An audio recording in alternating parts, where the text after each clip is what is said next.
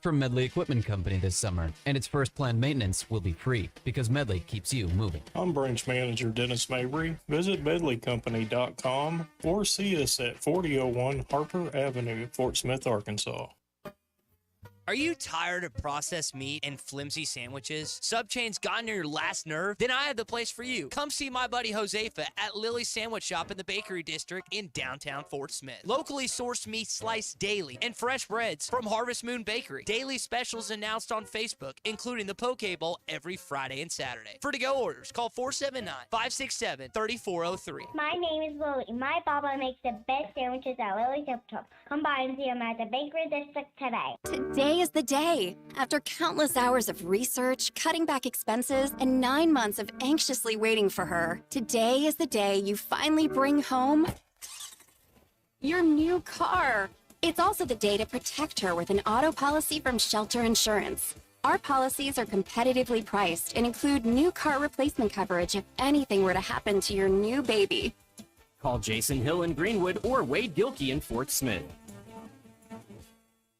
Brothers Roofing and Restoration, a licensed and insured local roofing contractor in Arkansas. Since his playing days for the Hogs, Brother Alexander has been on rooftops, many years as an adjuster, and in the past decade as a roofing contractor. He knows how to help you through the insurance process while replacing your roof using only the industry's best materials. And being a lifelong Arkansan, he'll be here to stand behind his workmanship and warranty. Call 479-353-3877 to arrange a time for Brother and his team to inspect your roof.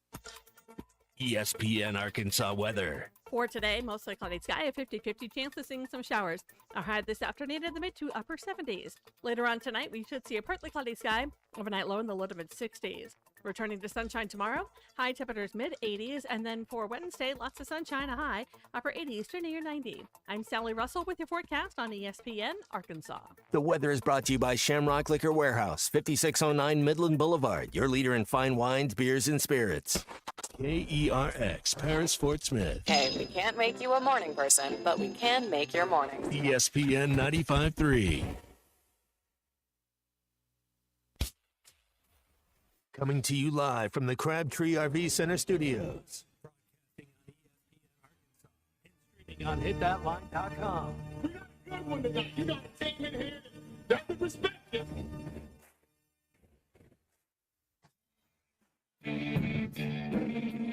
If I'm all right. Why can't they dominate? And we not doing it. We're going to go get one and celebrate on somebody else's field. Yeah.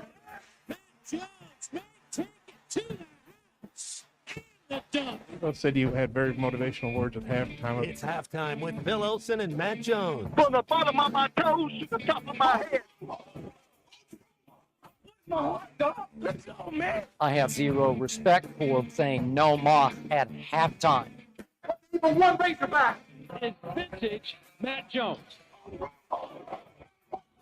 1, 2, 3. Here we go. Right now, let's take the field. Call or text 877-377-6963. Now, here's Phil Olson and Matt Jones.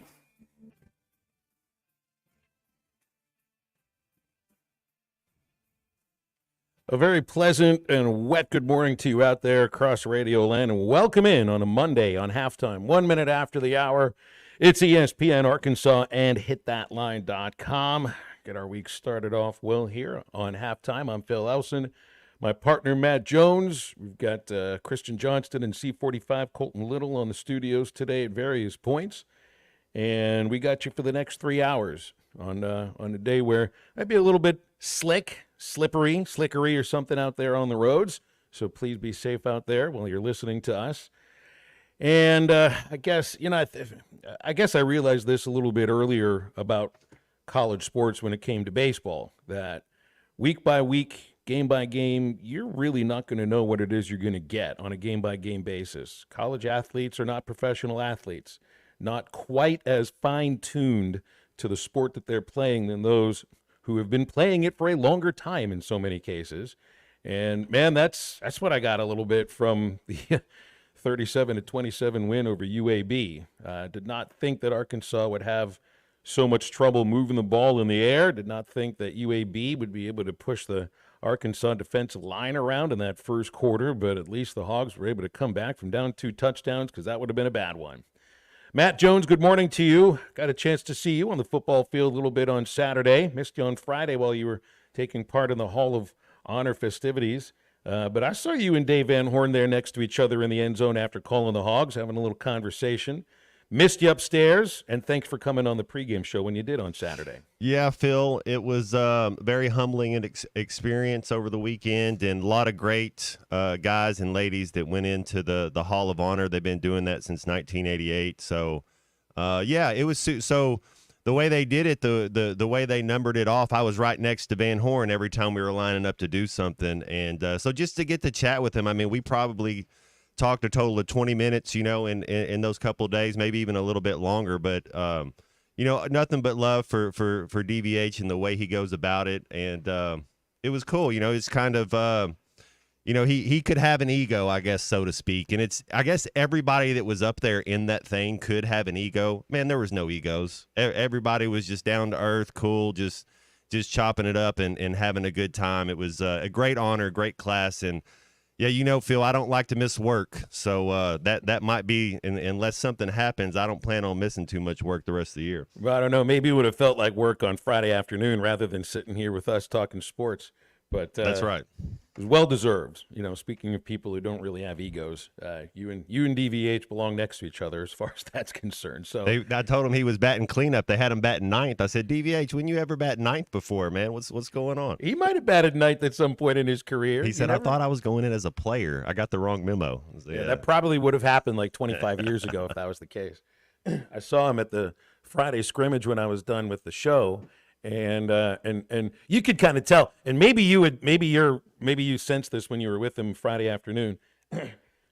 I mean, it's a great honor. Don't get me wrong about this, but when you're the head coach and you got a team of 50 players and you got to cut down to 40 at some point, and you're having your second weekend of scrimmages, I'm sure he was happy to be there with you guys, but I think he would have rather been over at Ball and Walker, which he was there for first pitch. Well, that's what he said. We were doing a walkthrough and their initiation, and they're kind of showing you all the stuff you're doing the next day. And first thing he says to me is, "We got a scrimmage at 2." He's like, "No, yeah." He was good, and his lovely wife. We got to talk with my mom, and I think they're doing some type of like cookbook for charity. I don't know everything that was going on. Just kind of listening to them, and so she was pretty cool as well too. Yeah, that's Karen Van Horn. I'm in that cookbook. She asked me for a recipe. Yeah, Paula J. I think so. My grandmother.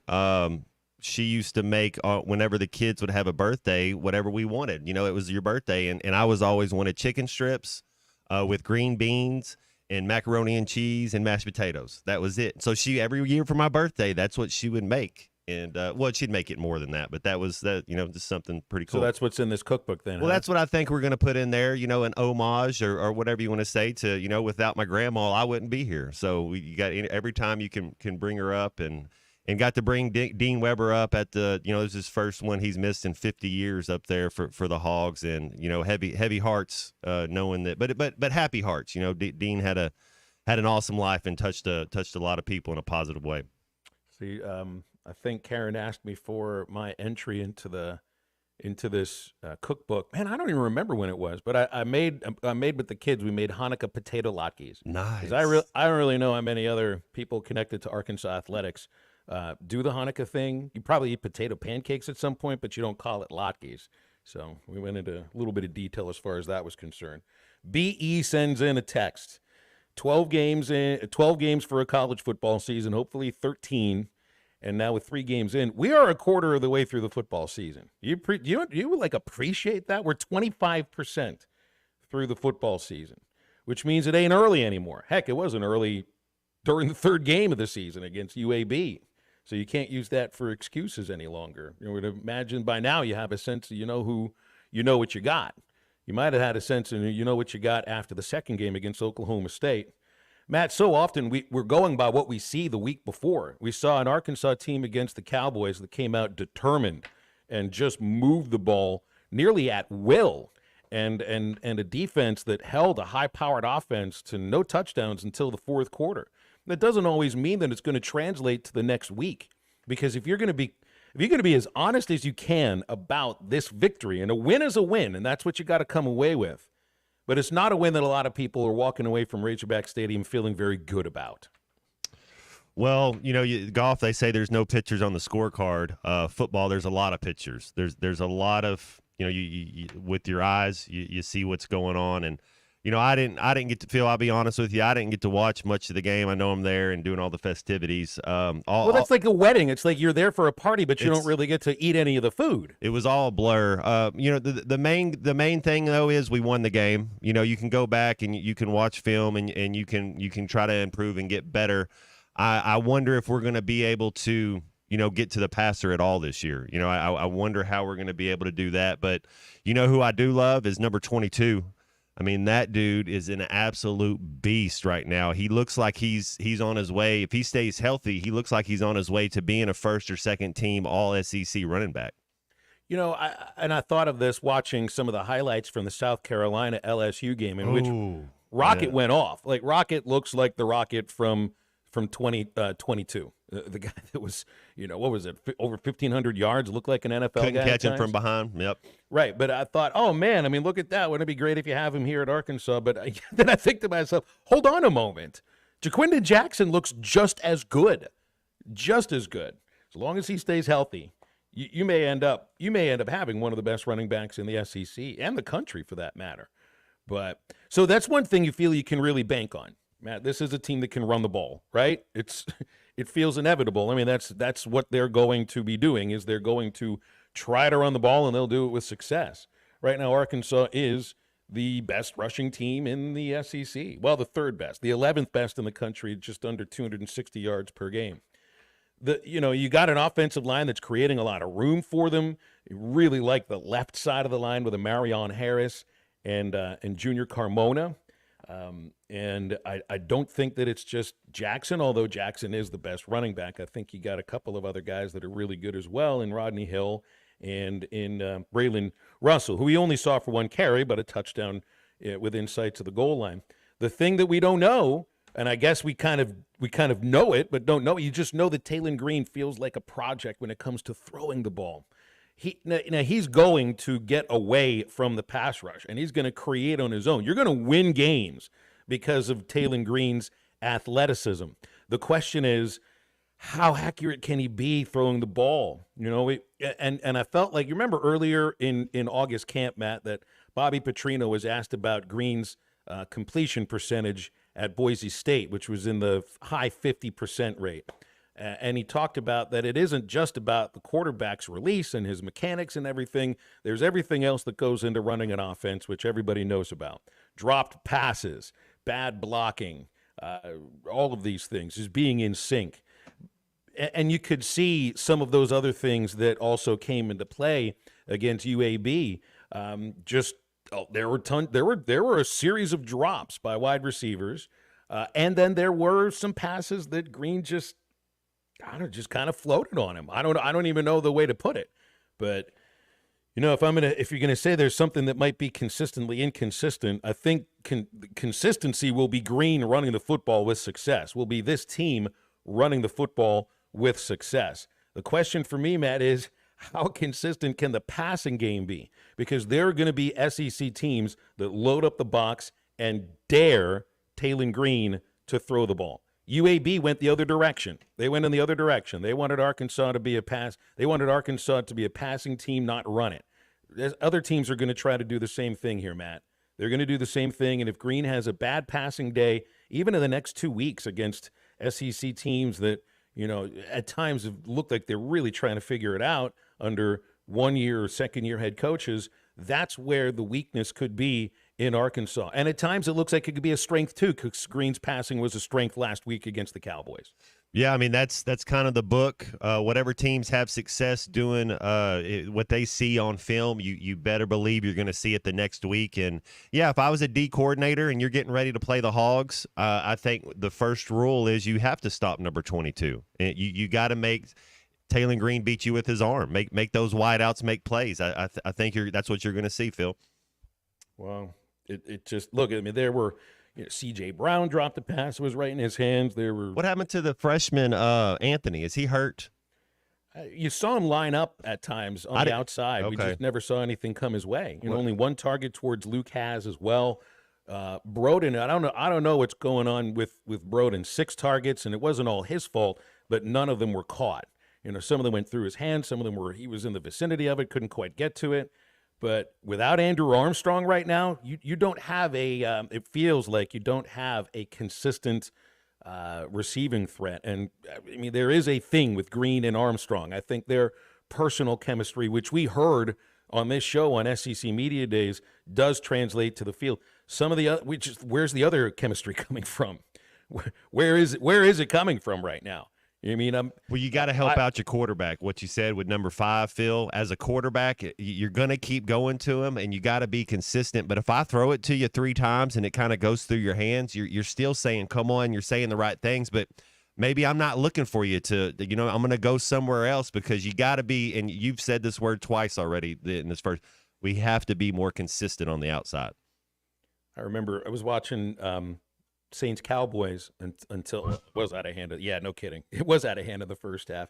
Watched a little bit in the second half, and I can't remember the name of the rookie receiver that dropped the pass. But Burkhardt asks Tom Brady, "So what's your thought process now? How often are you going to be going back?" He said, "Honestly, probably not again for the rest of the game, because he's already shown I can't trust you in a moment where I absolutely have to have you."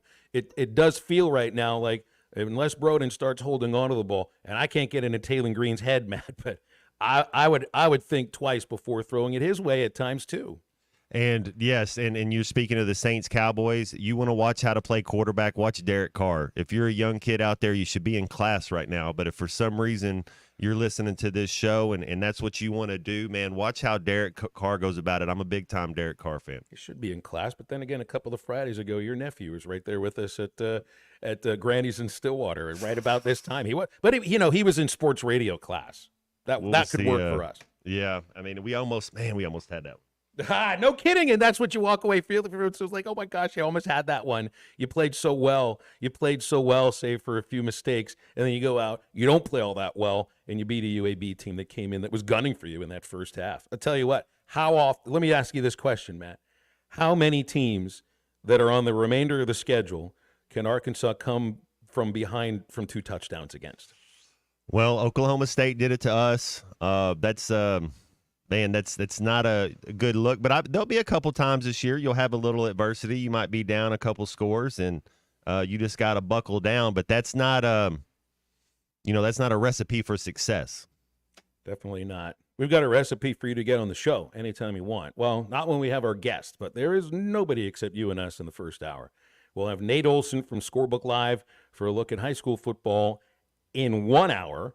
2 hours from now, Pig Trail Nation's Mike Irwin joins us. He will have been in on the Sam Pittman Monday press conference, which starts about 45 minutes from right now. So we'll get updates from both of them later on in the show. So we have a wide open segment for you right now. If you want to get on the phone, calls and texts come in at 877-377-6963. And halftime is right back after this break.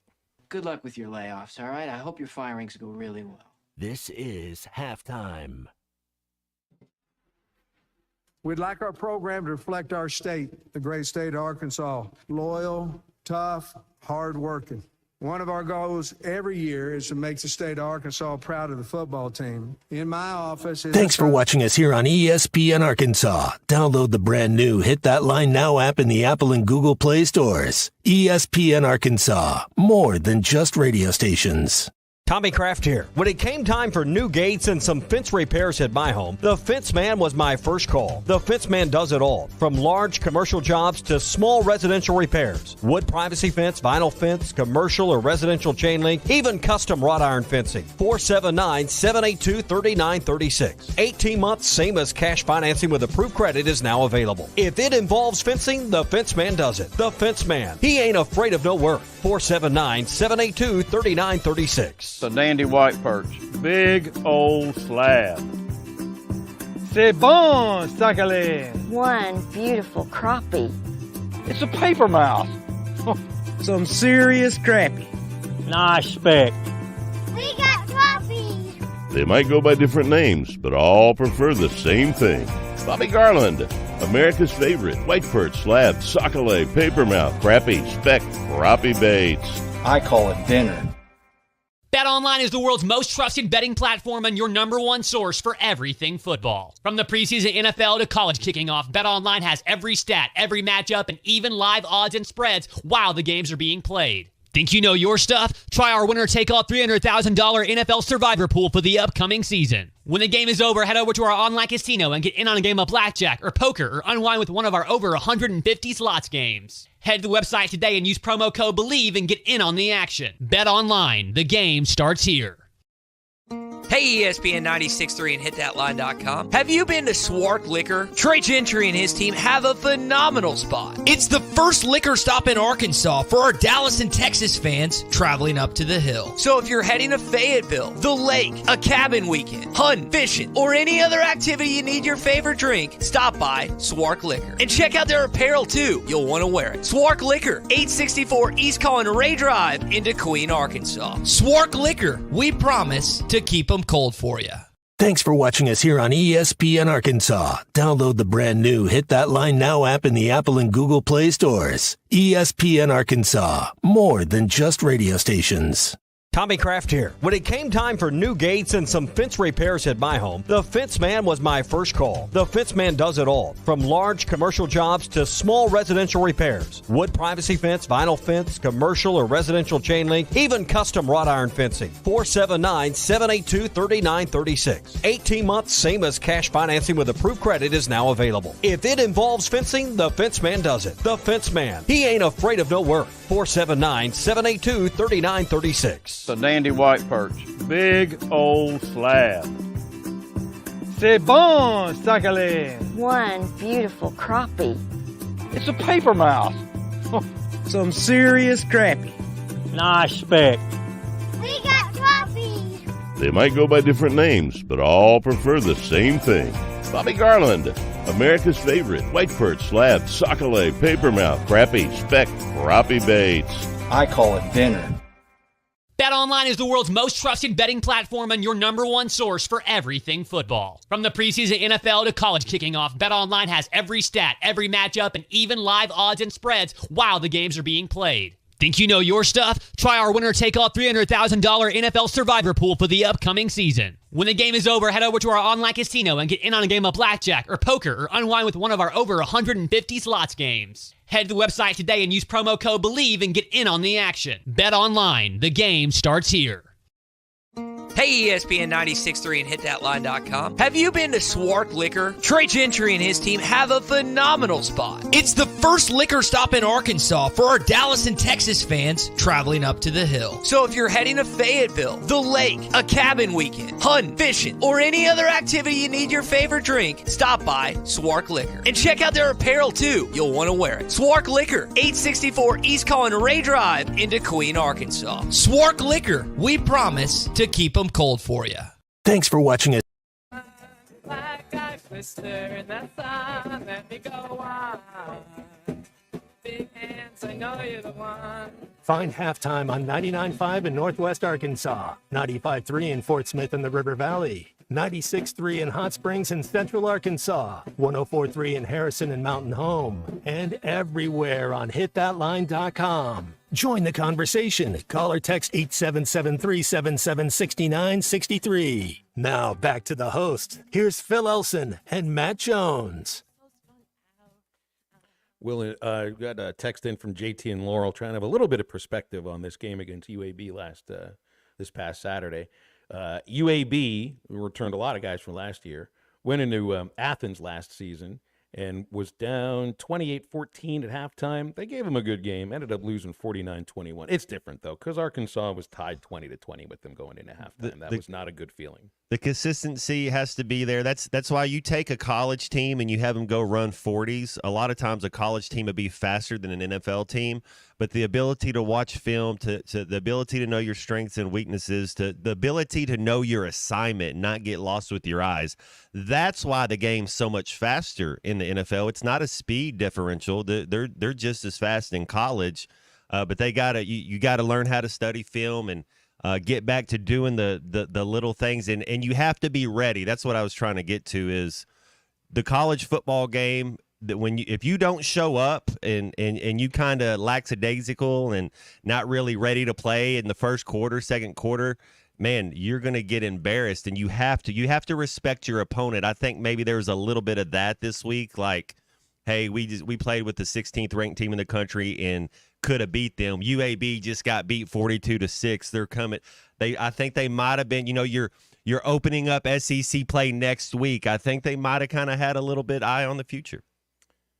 You may be onto something. There was something that the midweek pressure with the players last week where it just had the sense that they either didn't know how to answer the question or just didn't have the information about UAB's strengths and weaknesses and how they figure they're going to scheme up. And I mean, legitimately, Sam Pittman did say that they had a much different look offensively against Alcorn than they did against UAB. So maybe they had a different look against ULM. So maybe they had a different look against Arkansas than what was expected.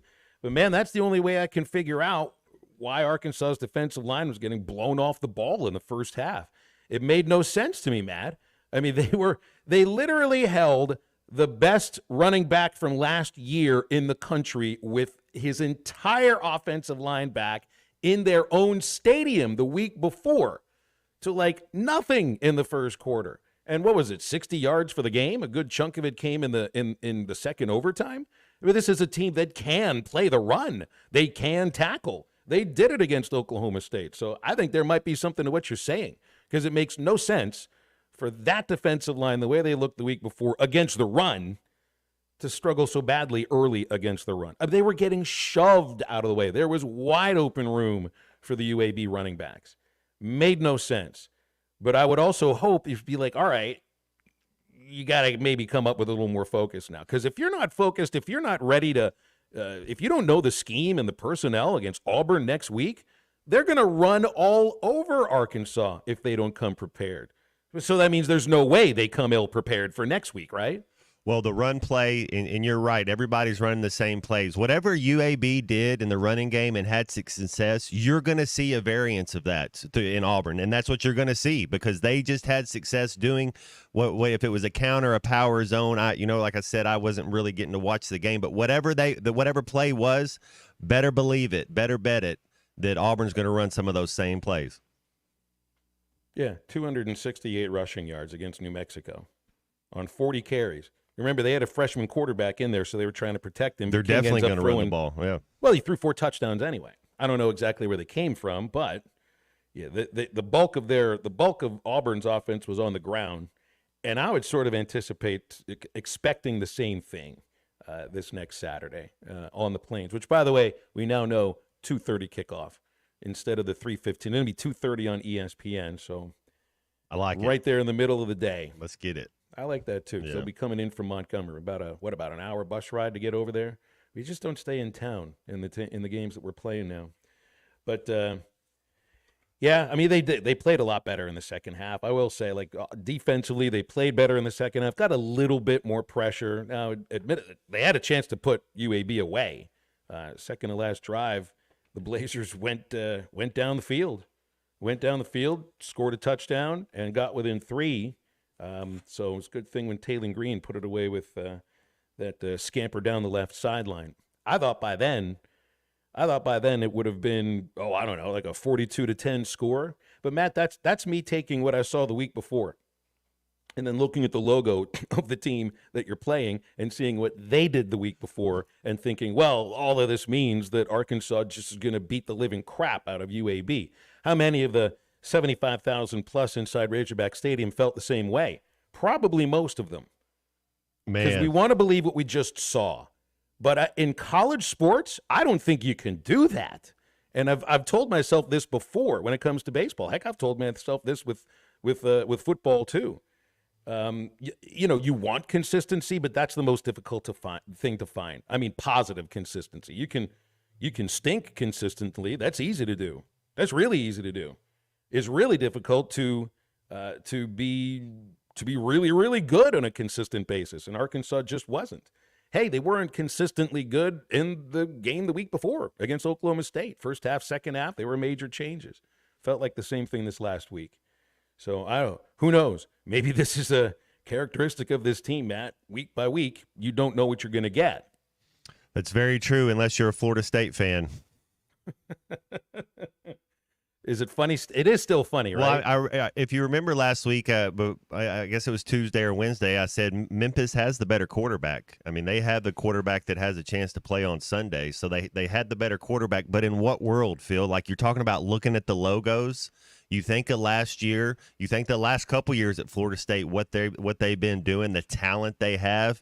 You're just like, oh, just looking at the logos, Florida State will win that game by 2 scores. Not today. I would almost think that those players, knowing full well that their current head coach had coached at that school, that they would have had his back. But I think a little bit differently, maybe than they did when it came right down to it. Yeah, and we already had a text in about who's getting fired first, Napier or Norvell. I guess, I mean, look, if they lose every game, yeah, Norvell's gone. They end up, 1-7 or 1-8? I forget how many games the ACC plays. They play Cal, who beat Auburn. That's who they play next. Well, there were all the rumors that Napier was gone, that he was done, that he was going to be Florida, fired. yeah. He's not. I think he's still due to have a press conference today. But man, you're starting to really get into some SEC games now. Florida had to beat A&M in Gainesville. Next week, they're on the road at Starkville against Mississippi State, a bad Mississippi State team. That's about as must-win as it gets. And I still look at these next 2 games, Matt, Auburn, A&M, on the road, and then neutral site in a house of horrors. These to me are the 2 games that are going to decide the direction the season goes in. Look at this, Phil. Texas A&M had 3 guys that had over 8 carries apiece that averaged over 5 yards rushing. They had 310 rushing yards. Florida had 52. It does feel like the Napier era is over. They're just waiting. They're just waiting, I think. Maybe waiting for this Mississippi State game to be complete because they have a bye the next week, and then they can start looking for the next coach. So put your money on it, I guess. 877-377-6963. Anytime you want to get with us on halftime. Do you have everything you need for football season? Basketball season's less than 2 months away. The Stadium Shop on Razorback right next to Baum has all you need. Everything Razorback. Tailgating, game day, man cave, decorations, dorm room stuff, and the she shed stuff too. It doesn't get more Razorback than the Stadium Shop. They're local. They're family and alumni owned and operated. Robert, Elizabeth, and Matt available at 479 Stadium. That's 479 Stadium. You can also visit the Stadium Shop right next to Baum on Razorback Road. Tell them ESPN sent you. They're also online at shoponrazorback.com. We'll have a look at 3 up and 3 down on halftime right after this break. His mama named him Clay. I'm going to call him Clay. You can now download our new app in the iTunes or Google Play Store. Listen anytime and anywhere on your favorite mobile device. Just search Hit That Line now.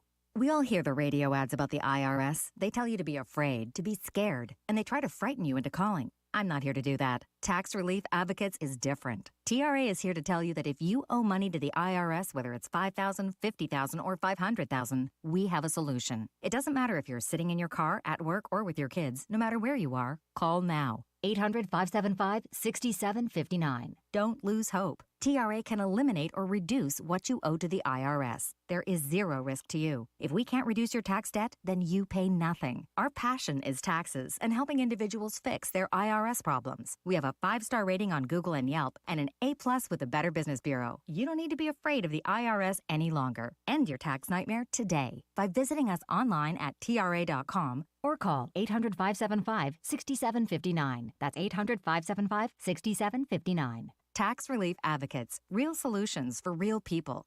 You're listening to Halftime Live from the Crabtree RV Center studios. Crabtree RV Center, where RVing is life. This is Coke Zero Sugar. Could I be the best Coke ever? Try and taste with your ears. Hear those bubbles? Imagine them tingling on your tongue. Fizzy deliciousness. Listen to that cascading liquid. A mouth-watering waterfall. Irresistibly tasty. Zero sugar. Crisp, refreshing, and ice cold. Is Coke Zero Sugar the best Coke ever? Try and decide. Head to toe, it's gotta be Jelco for hard work and the great outdoors. With quality quality and price and comfort you like, and savings that you're looking for. We've got the shoes and boots, steel toes too, outerwear and a whole lot more. Head to toe, gotta be gel coat. Oh, hot work and the great outdoors.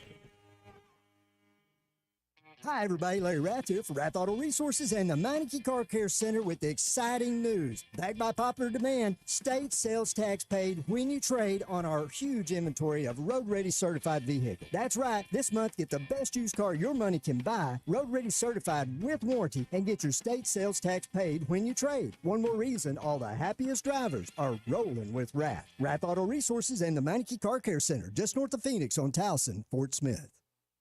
If you are involved in a divorce or custody case, you want an attorney you can trust to guide you through the process. The attorneys at Hickey & Hole Law Partners have over 7 decades of combined experience. Hickey & Hole have seen and heard nearly every scenario you can imagine, ready to put that experience to work for you to get the best results. Visit kevinhickeylaw.com or give them a call today, 479-434-2414. Hickey & Hole Law Partners. Things are about to get better. Are you tired of the overcrowded fitness centers? Would you like a fitness option where you can actually work out? Then let's hang out. The Hangout is Fort Smith's newest fitness facility. It has an 8,000 square foot gym, indoor tennis, pickleball, and basketball with more sports coming soon. The Hangout offers group and individual training in the gym and boasts 3 active tennis pros to help you grow your game. Stop in today at 5400 Gary Street or thehangoutfs.com for more information. Be a part of something different. Fitness, sports, and more. Let's hang out. When you need tough and paint just isn't enough, check out River City Coatings in Van Buren. When it comes to your metals, paint can peel and crack over time. Whether it's your patio furniture, rims or trims on your automobile, or heavy equipment, no one has time for a redo. Powder coating provides the toughness you need. Preserve your investment with powder coating from River City Coatings. River City Coatings, certified John Deere, Caterpillar, ISO 9001, Packer, and UL provider of tough. River City Coatings, 471-7675 or online at rivercitycoatings.com. Your home for every Razorback football, basketball, and baseball game. ESPN 95.3.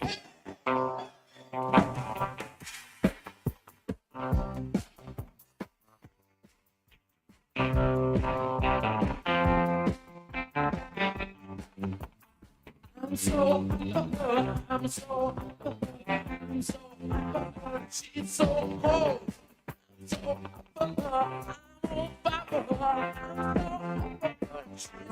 cold.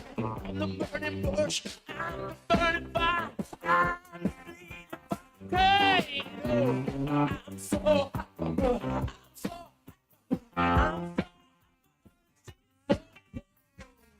You're listening to Halftime with Phil Elson and Matt Jones. Want to jump in the conversation? Call or text 877-377-6963. Now, here's Phil Elson and Matt Jones. All right. People actually said, don't take his phone call when he calls up today. People say that every day when he calls. 877-377-6963. So you know who it is we're referring to here. It is not Eduardo. It is the anti-Razorback fan, the big villain here on ESPN Arkansas and hitthatline.com. Good morning, Brian. Good to hear from you. What's going on? Good morning, Phil. How you doing? Oh, wow. Listen to that voice. He sounds happy. He sounds really you must have slept really well over the weekend, Brian. Put the bottle away a little bit. Well, good for you. Yeah, of course. Like I've been saying, Texas is by far the #1 team in the country. First time in 16 years, but hey, baby, they're there. The poll came out today. I haven't even paid attention to the poll. Yesterday, they've jumped Georgia. They are the #1 team in this. They are the #1 That's great. team Brian, in the did you country. throw a party when you saw it? I mean, this is about as meaningless as it gets. You realize this poll doesn't mean a damn thing. We'll That's see what right. happens It after doesn't right now. We'll see what happens 8 games in. 8 games in, it'll be after the Georgia game. That's when the real poll that matters comes out. Be the first week of November, if I remember. We'll see who's #1 then. Very well could be That's right. Texas. I'm not saying it won't be. Well, I'll say this: if Georgia can't go beat Kentucky by more than 1 point, they're gonna have a hard time in Austin. Anyways, well, I didn't call really to talk about Texas too much, but I noticed that you didn't have any phone calls yet, so I figured I'd call and flood your lines for you here in a minute. So I watched a little bit of that Arkansas game, and I know that everybody thinks that Arkansas's D-backs are better, and they probably are better than last year. But I don't believe you're going to beat Auburn. I do believe Auburn's going to win by double-digit score, 10, 14 points in Auburn. And I don't believe Arkansas will beat a ranked team this year, mainly because if the kid from Oklahoma State passed for almost 350 yards on your D-backs, this kid from a horrible team at UAB passed for 280. I don't think your D-backs are going to keep up with these high-powered offenses. That's just my opinion. I think you lose probably 4 of the next 5 games anyways. And that's all I got to say, but you guys have a great day. All right, great, Brian. This was basically a repeat of every call you've made for the last 2 years. I didn't hear anything new. It's okay. You could hear the smile on his face. It's good for him. So Texas is number 1. It's September 16th. Nobody cares. I think Texas cares. That's great. Well, and you're watching. I guess we're all watching the same game. We just watch it differently. It's not as much of the D-backs as that we got to get pressure on the quarterback. The D-backs are good and are better and are fine. I like our D-backs. If we don't put any pressure on the quarterback, then it's going to be a long year. If it's the Oklahoma State guy, I don't think he was touched the entire game. So you got to find a way. And I think too, Phil. I think maybe coach is kind of, I don't know if you're just saying hiding in the weeds or just waiting. Like I don't think he probably didn't feel like he had to show all his scheme and all his zone blitzes and how he's going to attack the quarterback these first couple. And SEC play, now you kind of ramp it up and be able to scheme him up, and you're going to have to get some sacks. Well, that's my hope is that he's kind of held back some things for SEC football because nothing's worked yet. Whatever they've tried hasn't worked yet. Matter winning one-on-one matchups, you haven't seen that yet either. You would think that somebody can whoop somebody and you got a scholarship guy and you're good enough, but we're not. We're not good enough up front that one-on-one. Landon Jackson, he's like we said, he's an absolute stud and he's going to play on Sundays. They're double teaming him. I mean, wouldn't you? Like if you're looking at that D line, I'm chipping, I'm leaving a tight end in, whatever we're doing, I'm giving help there. So then somebody else has to rise. We have to have somebody else who has talent that can whoop a man one-on-one and get to the quarterback. I thought it was really interesting late in the game. Heck, when it was a one-score game, they put in some of the backups on the defensive line that we really haven't seen all that much. Quincy Rhodes Jr. got out there. Ian Jaffrard got out there. I think I saw Danny Saley out there as well. I don't think they played at all until the fourth quarter, which kind of went against some of the things that Coach Pittman was talking about before the game about getting more guys out there early, and he did that with Braylon Russell, but only for one snap, only on the touchdown that he ran in, which I don't know if that's the only way that he's going to be utilized, but that's the only carry he got. It's the only time I remember seeing Russell on the field. So I guess I thought there might be a little more of a rotation on the defensive line, but you didn't see some of these guys until the fourth quarter, and it was a tighter game than expected. Got a call from Andy in Bentonville here on halftime. Andy, thanks for calling today. What's going on? Good morning, gentlemen. Does that idiot previous caller not know he can stream Texas radio football instead of trolling? I think I've told him this before, Andy. I remember in January when I had a diatribe on him when he called up. Like, do you not realize you can listen to Texas Longhorn sports talk shows? They actually exist. You got a smartphone these days. Listen to your Longhorns, whatever.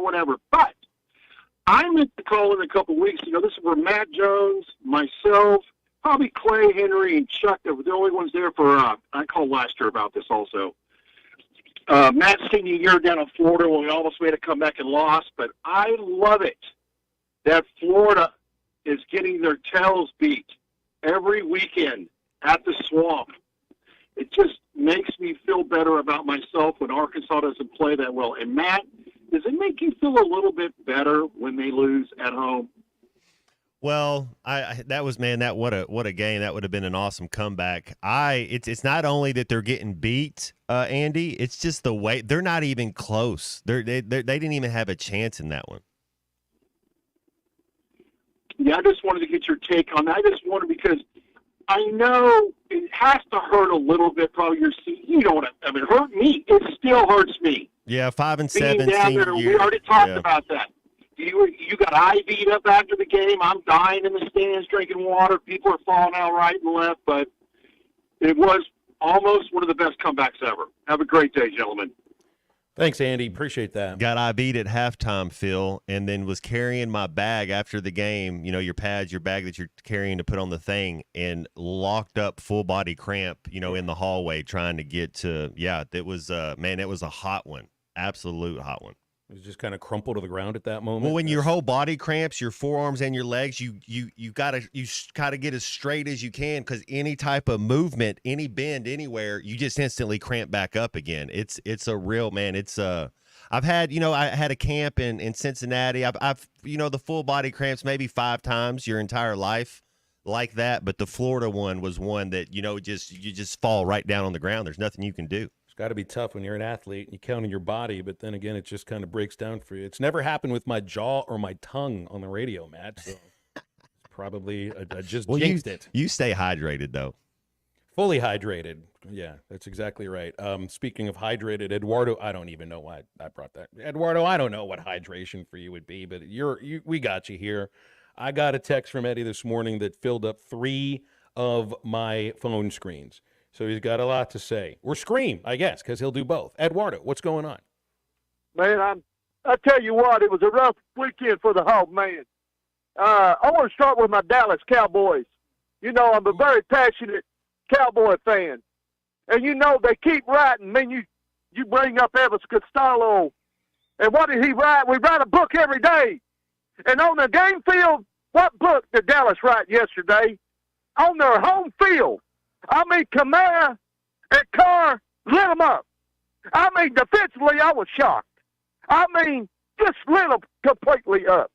I mean, so what does Dallas do? I mean, they turn the ball over. They continue to do the same things like they did against Green Bay.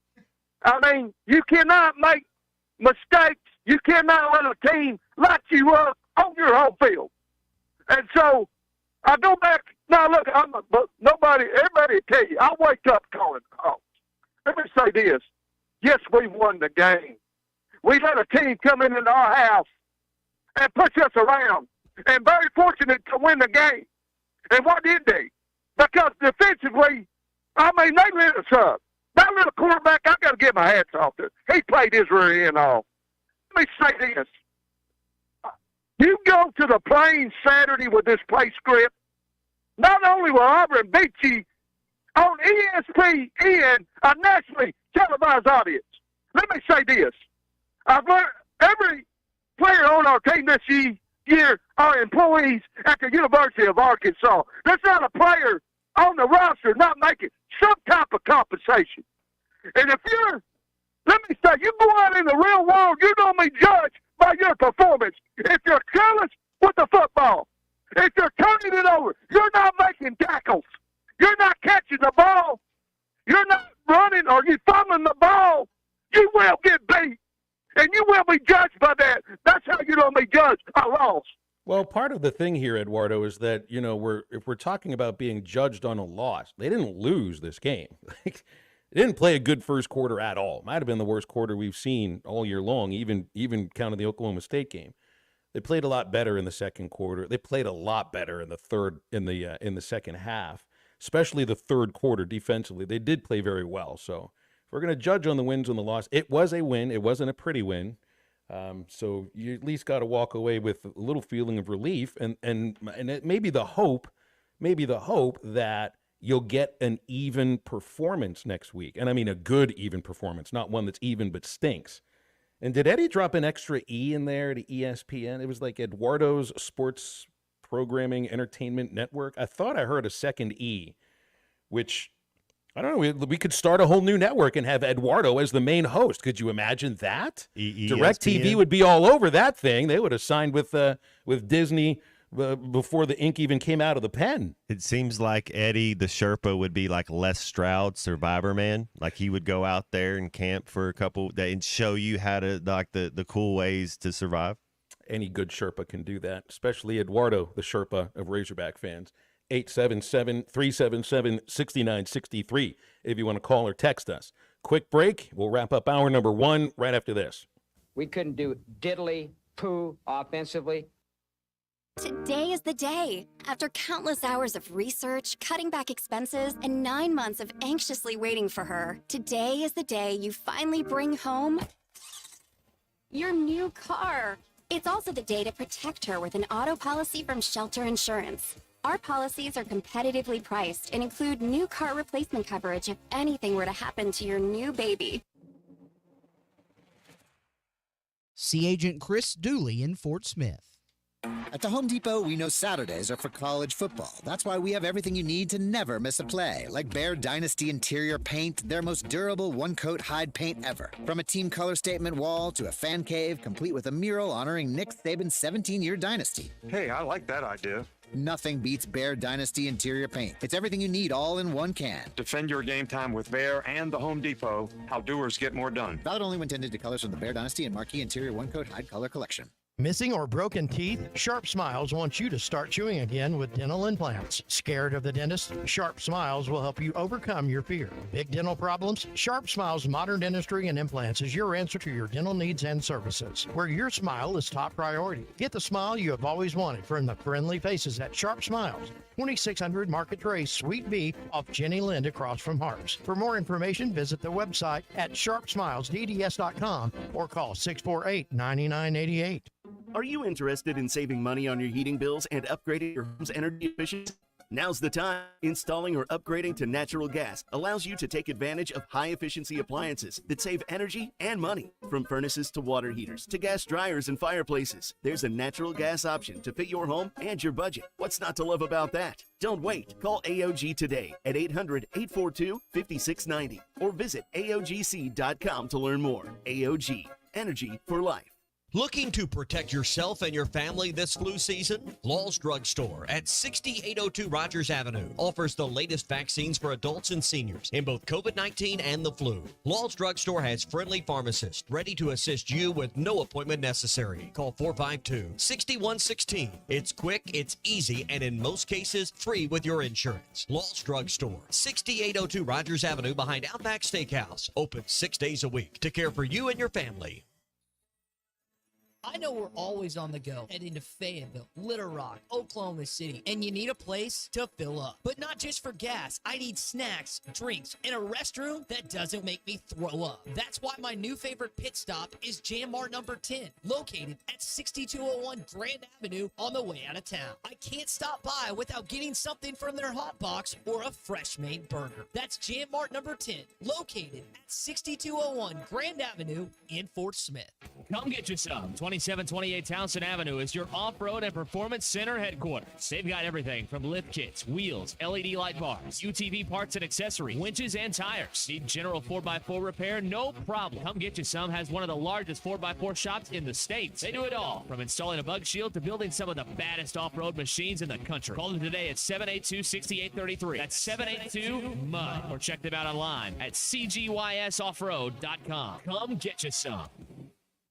Precision Garage Door features the finest quality materials, installation, and service for all your garage door needs, including garage door repair and new garage doors and openers. Fully licensed and insured with the largest showroom in Northwest Arkansas at 1907 Town West Drive in Rogers and in Fort Smith at 416 North 10th Street. Call Precision Garage Door today at 844-PDS-DOOR or check them out online at precisiondoornwa.com. Financing is available. Precision Garage Door, voted best garage door company of Northwest Arkansas and the River Valley. Your home for every Razorback football, basketball, and baseball game. ESPN 95.3.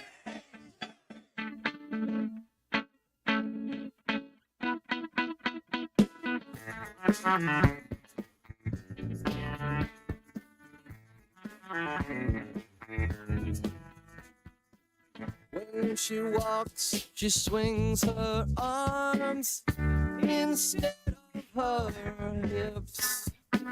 When she talks, she moves her mouth instead of her lips.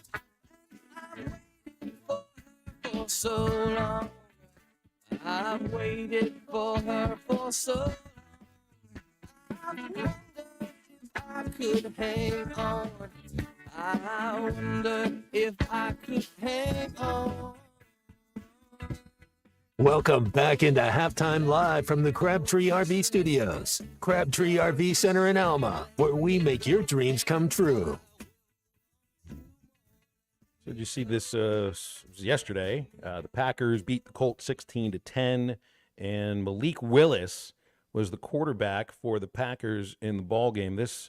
I had to watch the highlight just to see if I could actually see this. Don't ask me why I was interested in it, but Packers head coach Matt LaFleur had to talk with Willis after he held on to a ball on third down for a very specific and sort of a reason. Yeah, I asked Malik why he didn't throw the ball on that third down, and he told me that Josh threw up on the ball. I was like, that's the first time I've ever heard that. Matter of fact, the official came over to me, Sean came over to me and said, we saw your center thrown up on the ball. Do you want us to take him out next time? I said, absolutely, please do that, because, you're talking about a critical situation. And it's third down, and I've never had a throw with vomit on a football. So I don't know. I don't think Malik probably didn't appreciate that.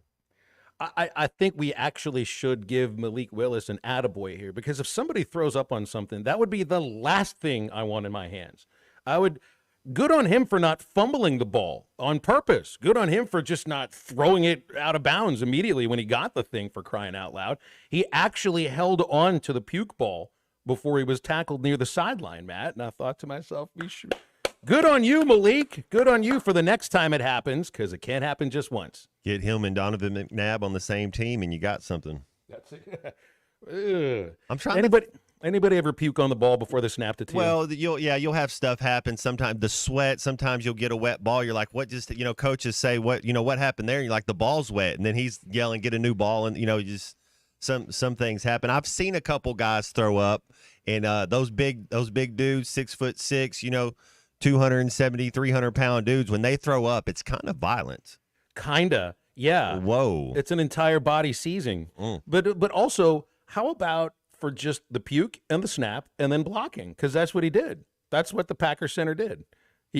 And I'll have to give him this too. Like, when I've gotten sick before, it takes a couple of minutes to get it all out. These football players, when they let it fly, it's 3 seconds, gone, back to work. It's amazing. They are obviously highly trained athletes, because not everybody's body can just get rid of it all in 2 seconds. So it's good on him. And again, for Malik Willis, don't you think he would have just, spiked the ball or something? But he tried to make something out of nothing.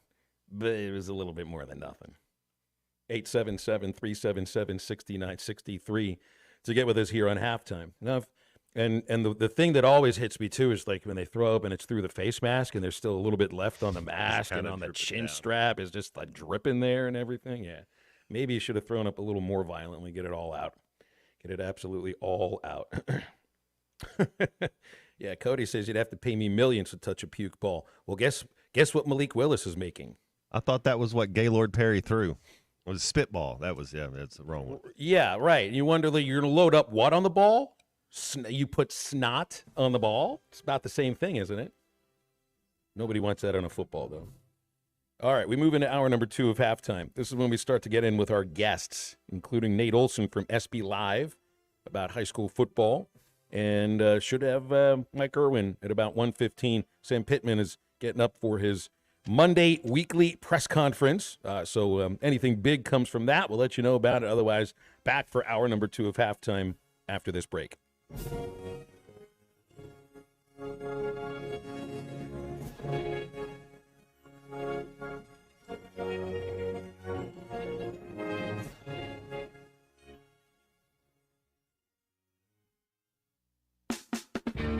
Summer is here and adventure is calling. Visit Southern Tire Mart for a new set of Yokohama tires to get your vehicle ready for summer travels. Southern Tire Mart is your trusted partner for top quality tires, professional services, and competitive pricing. Visit us in Fort Smith at 9700 Highway 271 and let Southern Tire Mart ensure your vehicle is ready for the open road. Southern Tire Mart is a proud dealer of Yokohama tires. We keep America rolling.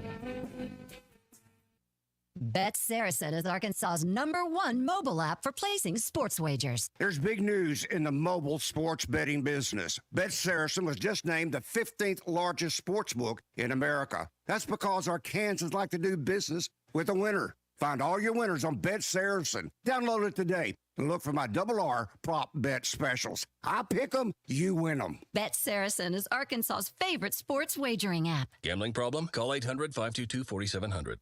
COP CDL Academy is a licensed Federal Motor Carrier Safety Administration that provides the federal required training to obtain both Class A and Class B CDL licenses. Our program provides assistance with employment after graduation. We have finance and grant options available. Students straight out of class have started new careers earning $70,000 to $140,000 per year, and training is provided for all 50 states. Call today, 479-632-1050. COP CDL Academy. Ty Richardson for the #1 liquor store in the River Valley, Eastside Liquor. It's football season and the Hogs are back, baby. Plus your favorite NFL team. If you need beers for the boys, seltzers for the ladies, or brown water for the big-time wins, Dave and his entire team at Eastside Liquor can take care of you today. 9390 Rogers Avenue in Fort Smith. Convenient drive-through and always have what you're looking for. Plus a new bigger and better location is on the way. The game's always better after stopping by Eastside. Did you know that almost 80% of all advertising is spent on digital? This is Dale Daniels, Digital Sales Manager for ESPN Arkansas, and due to the growth in digital advertising, we have the opportunity for the right person to join our team. Digital and radio advertising go hand in hand, and we're looking for someone to help businesses grow with this powerful combination. If you have experience in broadcast and digital marketing or business development, we want to hear from you. Email your resume to sales@hitthatline.com. Pearson Broadcasting is an equal opportunity employer. ESPN Arkansas weather. For today, mostly cloudy sky, a 50-50 chance of seeing some showers. Our high this afternoon in the mid to upper 70s. Later on tonight, we should see a partly cloudy sky, overnight low in the low to mid 60s. Returning to sunshine tomorrow, high temperatures mid 80s, and then for Wednesday, lots of sunshine, a high upper 80s to near 90. I'm Sally Russell with your forecast on ESPN Arkansas. The weather is brought to you by Shamrock Liquor Warehouse, 5609 Midland Boulevard, your leader in fine wines, beers, and spirits. KERX Paris Fort Smith. This is Halftime, coming at you from the Crabtree RV Studios on ESPN 95.3. Coming to you live from the Crabtree RV Center Studios. Broadcasting on ESPN Arkansas and streaming on hitthatline.com. We got a good one tonight. You got a team in here that doesn't respect it.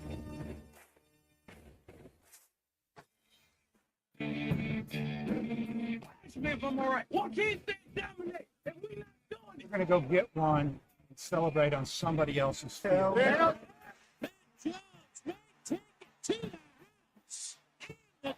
Both said you had very motivational words at halftime. It's halftime with Phil Olsen and Matt Jones. From the bottom of my toes to the top of my head. I have zero respect for saying no moss at halftime. Name of one Razorback. It's vintage Matt Jones. 1, 2, 3. Here we go. Right now, let's take the field. Call or text 877-377-6963. Now, here's Phil Olsen and Matt Jones.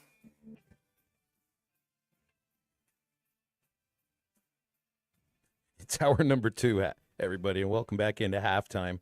Phil Elson, Matt Jones, Seaburger Movie Unit, Kristen Johnston producing, 877-377-6963. I should apologize for the last segment because we do a show that occurs during lunchtime for a lot of people. BE texted to remind me that. Says, enjoy your lunch, everybody, as I was telling the story of Malik Willis holding on to a puke-ridden football. So my apologies, and I guess I'll leave it at that. I usually don't apologize for my humor too often, but it was too good a story to not bring up no matter what time of the day it happens. All right, Arkansas is going to be a dog for this game against Auburn. This is when the underdog stuff all starts to begin, because you were a heavy favorite against UAB. Arkansas is now going to be an underdog, presumably. Every game but one. And that would be Mississippi State. Louisiana Tech, but yeah. Maybe because home field gives you 3 points. Maybe you might be onto something, Phil. Maybe Mississippi State, but every other game, we're not going to be favored in any of those games. No, and it's funny because like the betting line is going to sometimes be based upon what happened last week. I'm saying we can't go by what happened last week. It's too difficult a sport to figure out as far as that's concerned. But what else are you going to go by? You got to go by what you just saw. Auburn is favored by 3, Matt, so that means they're favored only because they're home. They're going to have a different quarterback, though. And this is where I thought Arkansas would have a leg up going into these next 2 weeks. Is that who your quarterback is. He's worked in the offense all spring. He's worked in the offense all August, and he has started each of the first 3 games and taken almost every snap first half against UAPB and then all the snaps after that. And Auburn, look, Peyton Thorne just hasn't been very good. So they throw in freshman Hank Brown to the game. He throws 4 touchdowns against New Mexico. And A&M had a freshman quarterback step in with Connor Wagman out, and he had a big game. So maybe that changes things a little bit. But these are also freshman quarterbacks, which was one thing that kind of stood out when I look at some of the stuff I was going to bring up for 3 up, 3 down. Freshman quarterbacks were kind of like all over the place in the SEC yesterday or Saturday.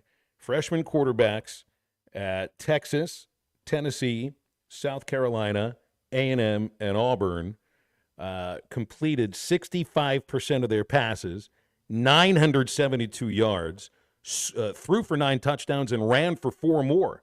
Texas had Arch Manning. Tennessee's got Iyamaleva, Lenora Sellers at South Carolina, Marcel Reed at A&M, and Hank Brown at Auburn. You're going to see Brown and Reed the next couple of weeks.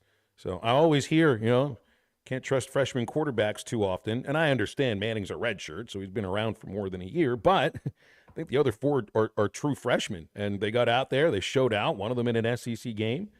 So I do think Arkansas has a more dynamic quarterback. And one reason why I feel that is if the pass rush comes to Taylor Green, Matt, he can get away from it and really create. Because when that guy's on the move, there aren't a lot of athletes like him in the SEC. There's only 3 you look at the rest of the schedule, Phil. There's only 3 quarterbacks I'd take over Taylor Green. Missouri has 1, Texas has 1, and Ole Miss. I would take those. But I like our quarterback in Auburn, A&M, Tennessee game. Man, I like Taylor Green better than all 3 of those guys, whoever they're bringing out there. The LSU guy would probably be a toss-up to which one you'd want with him or Taylor Green. But these next 3 games, we might be the dogs when it's come to that. But I think we have the better quarterback. I think we'll have the better quarterback when we go to Auburn. And I think there will be games where Green still will be the best player on the field. Mm-hmm. It's just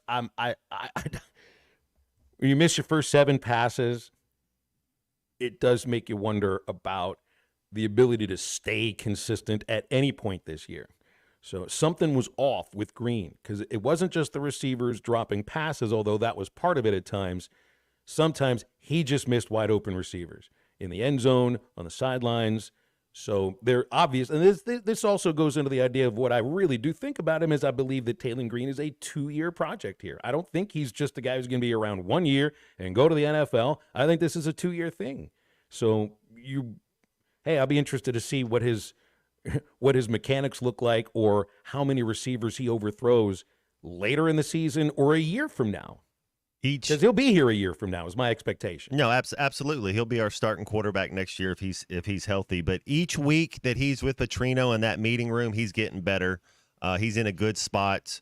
I'm excited too in the way of the portal. I guess if you can get a guy there for 2 years, maybe that's kind of like the new normal now. So you're going to get to see him grow and see him progress. But yeah, each week, and it's tough learning a new offense. I had to go through a new offensive coordinator my sophomore to junior year, and we had a lot of the same plays, but he's adding some other plays in, and you're kind of, learning new verbiage and new terminology. And so you're still kind of thinking and processing. There's so much you have to process as a quarterback. Having another year in that offense and even just another 4 weeks, I think Taylor Green's only going to continue to get better. Let's go to our hotline. It's 877-377-6963. Charles is up with us first. Charlie, I guess if you're Charlie and then you're the tuna, when you're Charles, you'll be mahi-mahi, which means you'll be wearing a suit. You'll be on the island of Maui and some sort of a shindig, probably celebrating somebody's marriage. So maybe some pineapple salsa. Sounds delicious. A little Spam in your breakfast eggs. Charles, mahi-mahi, what's going on? What's up, guys? How y'all doing? Matt, I really, I know you probably already heard this 100 times and you don't want me to say it, but really enjoyed your speech the other day. And I told my dad, I was like, man, I guarantee you, if we did an over-under on Matt's speech, I'm putting the line at 5 because he's going to go up there, he's going to say what he needs to say, and everything he says, it's going to mean something, but then he's going to get off that stage. And you did exactly that. How long was this speech, Phil? Did you time it? It was right there at 4, I think. It felt like was 7 right? minutes. It was more 45 seconds, but felt like 7 minutes. Yeah, I was like, oh my goodness. It was. I heard DVH went long. Well, and I was 8th on the list, and the 7 people that went before me, it really kind of calmed me a little bit in some way, Phil. Like, they all got up there and knocked it out of the park. Everybody, and I was like, well, kind of like when Tuna calls up and he goes, I'm not going to mess this phone call up. It's like when I go up there, I can't mess it up because all the other inductees have done great. This gives me an idea now because we could take what they do at award shows, although I'm sure they didn't do it at the Hall of Honor. Take it to halftime here. If you go longer than 1:30, we'll play you off the show. You get the hook. That's right. We will actually play music that gets louder and louder and louder until you figure it out and you hang up. And that's just for you, Charlie, okay? Well, I understand, but I will say this, Matt. I really did enjoy it, the part, I knew you would point out about your Lord and Savior, and that means a lot to me. And then, talking about your sisters and talking about how cool they were. I chuckled a little bit, and then the whole what you told the story about the right arm and the left arm and shooting, and what's his name, Coach Richardson being like, Matt, you gotta focus on the right arm first. So that was cool. That was a nice way. He didn't say it that nice. You said it a lot nicer than what he said, Tuna. Hey, yeah, I know you're right about that. But man, I think this about Taylor too, Matt. I was thinking about with the mechanical flaw, and I think Bobby Petrino probably. Phil, you just said it, 2-year project. He probably knew when he brought this guy in, okay, I know this guy's smart. I know he's athletic. I know he's got all this God-given talent, but there's some mechanical flaws here. And you know what? It doesn't happen overnight. I think people want him to come out every week and be perfect and all this and that. But that with quarterbacks, Matt, you can speak on this. When you have a mechanical flaw that you got to change that maybe has developed over time, it takes a little time to do it, and it might take a year. I think it's his feet more than anything. Getting his feet right a lot of times, I think, is the big thing with him. But there's going to be times he's going to be extremely hot, and there's going to be times he might be cold a little bit, and we're going to have to live with it. But that's the thing with him. Then he rolls left, Matt. I know you saw the play, and then when he rolled out to his right and threw that ball all the way across the field to Armstrong, I'm thinking in my head, no, and then it was on the money. Well, so think about like Charlie, the arm talent is there. Like if it takes whatever tweaks they need, the arm talent is there. And I'm thinking of a throw he made against Oklahoma State. You'll remember this one. Rolls to his left, he's pressured. I think it was from the 45-yard line. 40 yards on a dime. Threw a dart to Broden in the end zone and went through his hands. It was an incredibly difficult pass to throw. It was 100% on the mark. He just didn't get credit for it. I mean, that was as accurate of a throw as you can make under duress, too. The arm talent's there. It's just a matter of fine-tuning things. And like you're saying, it's like, I think of like pitchers when they detect in the middle of a game that they've got some kind of a mechanical flaw, that something's going wrong. It's really tough to fix it on the spot right then and there. You don't want to be in your head about your mechanics and the kinetics of it. But But when the days that he's got it figured out, and who knows if it's every Saturday, it might not be. But with the days he does have it figured out, he's going to be on the money because we've already seen it at times. His lower half catch up with his eyes because he'll see it and then he's going to throw it without moving your feet with it. And I think that Taylen Green, the one thing that I mean, there's so much to like about him. There really is. But as the games progress, I think he gets better. He settles in. It's almost like he needs to get hit. He needs to get popped. Something kind of go on, and then he kind of settles in because you don't want to have a lot of games where you script your first 10, 12, 15 plays or you talk about it and then you start off 0 for 7. Those, that kind of, but we're running the ball well. And the beauty of it was that we figured it out and we got the dub. 877-377-6963 if you want to send us a text. We'll break in a moment. First, want to remind you about the Booyah Pop and Pad Crasher, the go-to lure for Jason Christie, who won the Bassmaster Classic a couple of years ago. The Booyah Pop and Pad Crasher Jr. is a smaller version, and it's the bait used all summer long on the Arkansas River. Frog fishing, great thing to do. Pop and Pad Crasher Jr. is the right size, has the right hookup to set him, to catch him, and you'll find it at LureNet.com and tackle stores everywhere. We'll sit down and talk while I'm standing. We'll talk with Nate Olson from SB Live, some high school football right after this on Halftime. They were so convincing in their argument, they swung me. This is Halftime. Are you looking for the best Razorbacks insight and analysis? Hell yes. Thanks for watching us here on ESPN Arkansas. Download the brand new Hit That Line Now app in the Apple and Google Play stores. ESPN Arkansas, more than just radio stations. Tommy Kraft here. When it came time for new gates and some fence repairs at my home, the Fence Man was my first call. The Fence Man does it all, from large commercial jobs to small residential repairs. Wood privacy fence, vinyl fence, commercial or residential chain link, even custom wrought iron fencing. 479-782-3936. 18 months, same as cash financing with approved credit is now available. If it involves fencing, the Fence Man does it. The Fence Man. He ain't afraid of no work. 479-782-3936. A dandy white perch. Big old slab.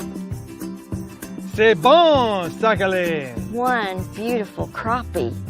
It's a paper mouth. Some serious crappie. Nice speck. We got crappies. They might go by different names, but all prefer the same thing. Bobby Garland, America's favorite white perch, slab, sockeye, papermouth, crappie, speck, crappie baits. I call it dinner. BetOnline is the world's most trusted betting platform and your number one source for everything football. From the preseason NFL to college kicking off, BetOnline has every stat, every matchup, and even live odds and spreads while the games are being played. Think you know your stuff? Try our winner-take-all $300,000 NFL Survivor Pool for the upcoming season. When the game is over, head over to our online casino and get in on a game of blackjack or poker or unwind with one of our over 150 slots games. Head to the website today and use promo code BELIEVE and get in on the action. Bet online. The game starts here. Hey, ESPN 96.3 and hitthatline.com. Have you been to Swark Liquor? Trey Gentry and his team have a phenomenal spot. It's the first liquor stop in Arkansas for our Dallas and Texas fans traveling up to the hill. So if you're heading to Fayetteville, the lake, a cabin weekend, hunting, fishing, or any other activity you need your favorite drink, stop by Swark Liquor. And check out their apparel too. You'll want to wear it. Swark Liquor, 864 East Collin Ray Drive in DeQueen, Arkansas. Swark Liquor, we promise to keep them cold for you. Thanks for watching us here on ESPN Arkansas. Download the brand new Hit That Line Now app in the Apple and Google Play stores. ESPN Arkansas. Sure, every customer like there's you asking for something. What you want is what they want. What would Wes want? WWWW, 4 W's, makes 8 U's. Huh? Treat customers like you, and it doubles the people. Pretty simple the way I see it. 4 W's. What would Wes want? Billy, you're brilliant. Eat Jim's, RazorbackPizza.com. It's a stunning way to go somewhere new in the 2024 Buick Encore GX from Harry Robinson Buick GMC. Right now, get up to $3,000 off and 0.9% financing for well-qualified buyers on the Buick Encore GX. The Encore GX is a boldly styled 5-person SUV that is ready to reward. Up to $3,000 off and 0.9% on the 2024 Buick Encore GX. Experience the new Buick at Harry Robinson Buick GMC. Exit 11 off of I-540 in Fort Smith. This is Daryl Johnston with Hashtag Managed IT Services. We are excited to now be part of AAA Business Systems. Hashtag will continue to handle every IT need your business will have, and now, as part of AAA Business Systems, we can handle all of your document printing and storage solutions. Together, we have the expertise to meet all of your office technology needs. Find us online at aaabm.com or call us at 471-1771.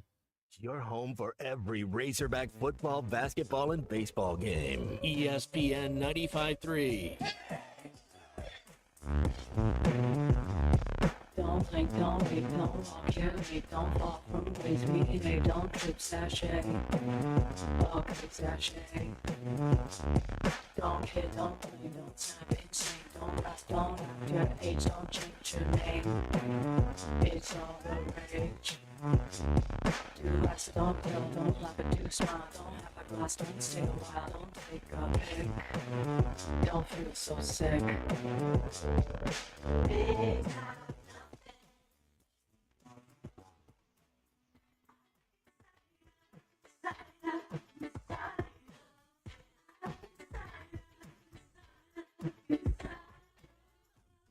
Welcome back into Halftime Live from the Crabtree RV Studios. Crabtree RV Center in Alma, where we make your dreams come true. Let's head to our hotline. Nate Olson is with us. Always appreciate his time on a Monday here on Halftime. Get into some high school football this week. Nate, what's going on? What game are you at this Friday? This past Friday I was at the Parkview Bryant game. Yeah, it was a big, huge game.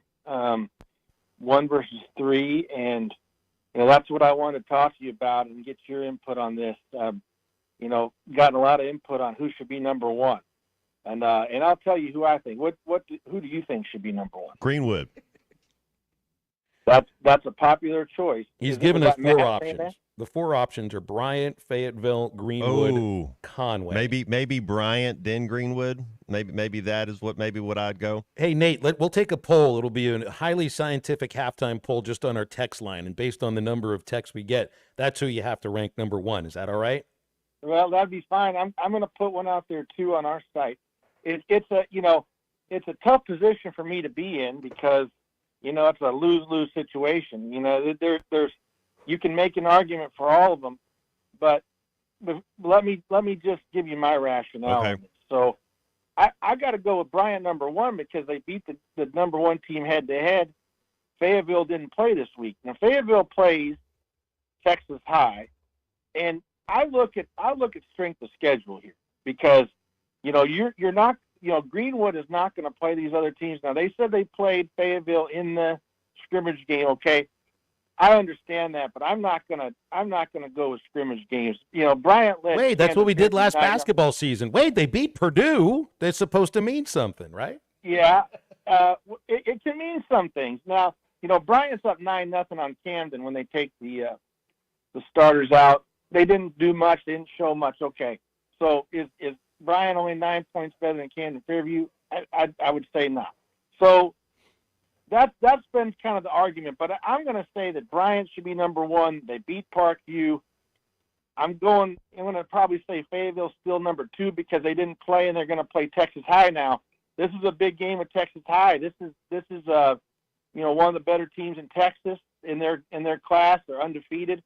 If they lose, then I think you're out and somebody else moves in. And it would have been much better if they played Friday night because it would all kind of go together. But Greenwood, there's no question they're a very good team.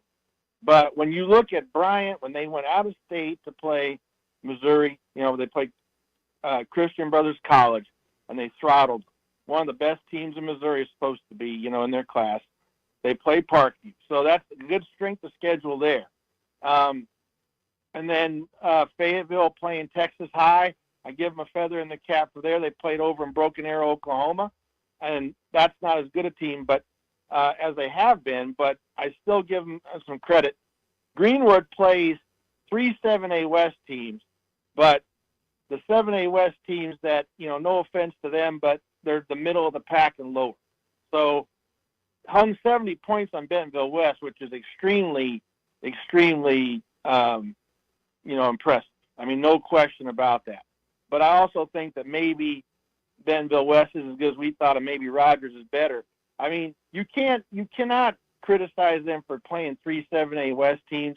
I'm not saying that, but I'm just saying when you show and you compare the different schedules, which we have to do when we're comparing teams that don't play, I would give the nod to a couple of those other teams.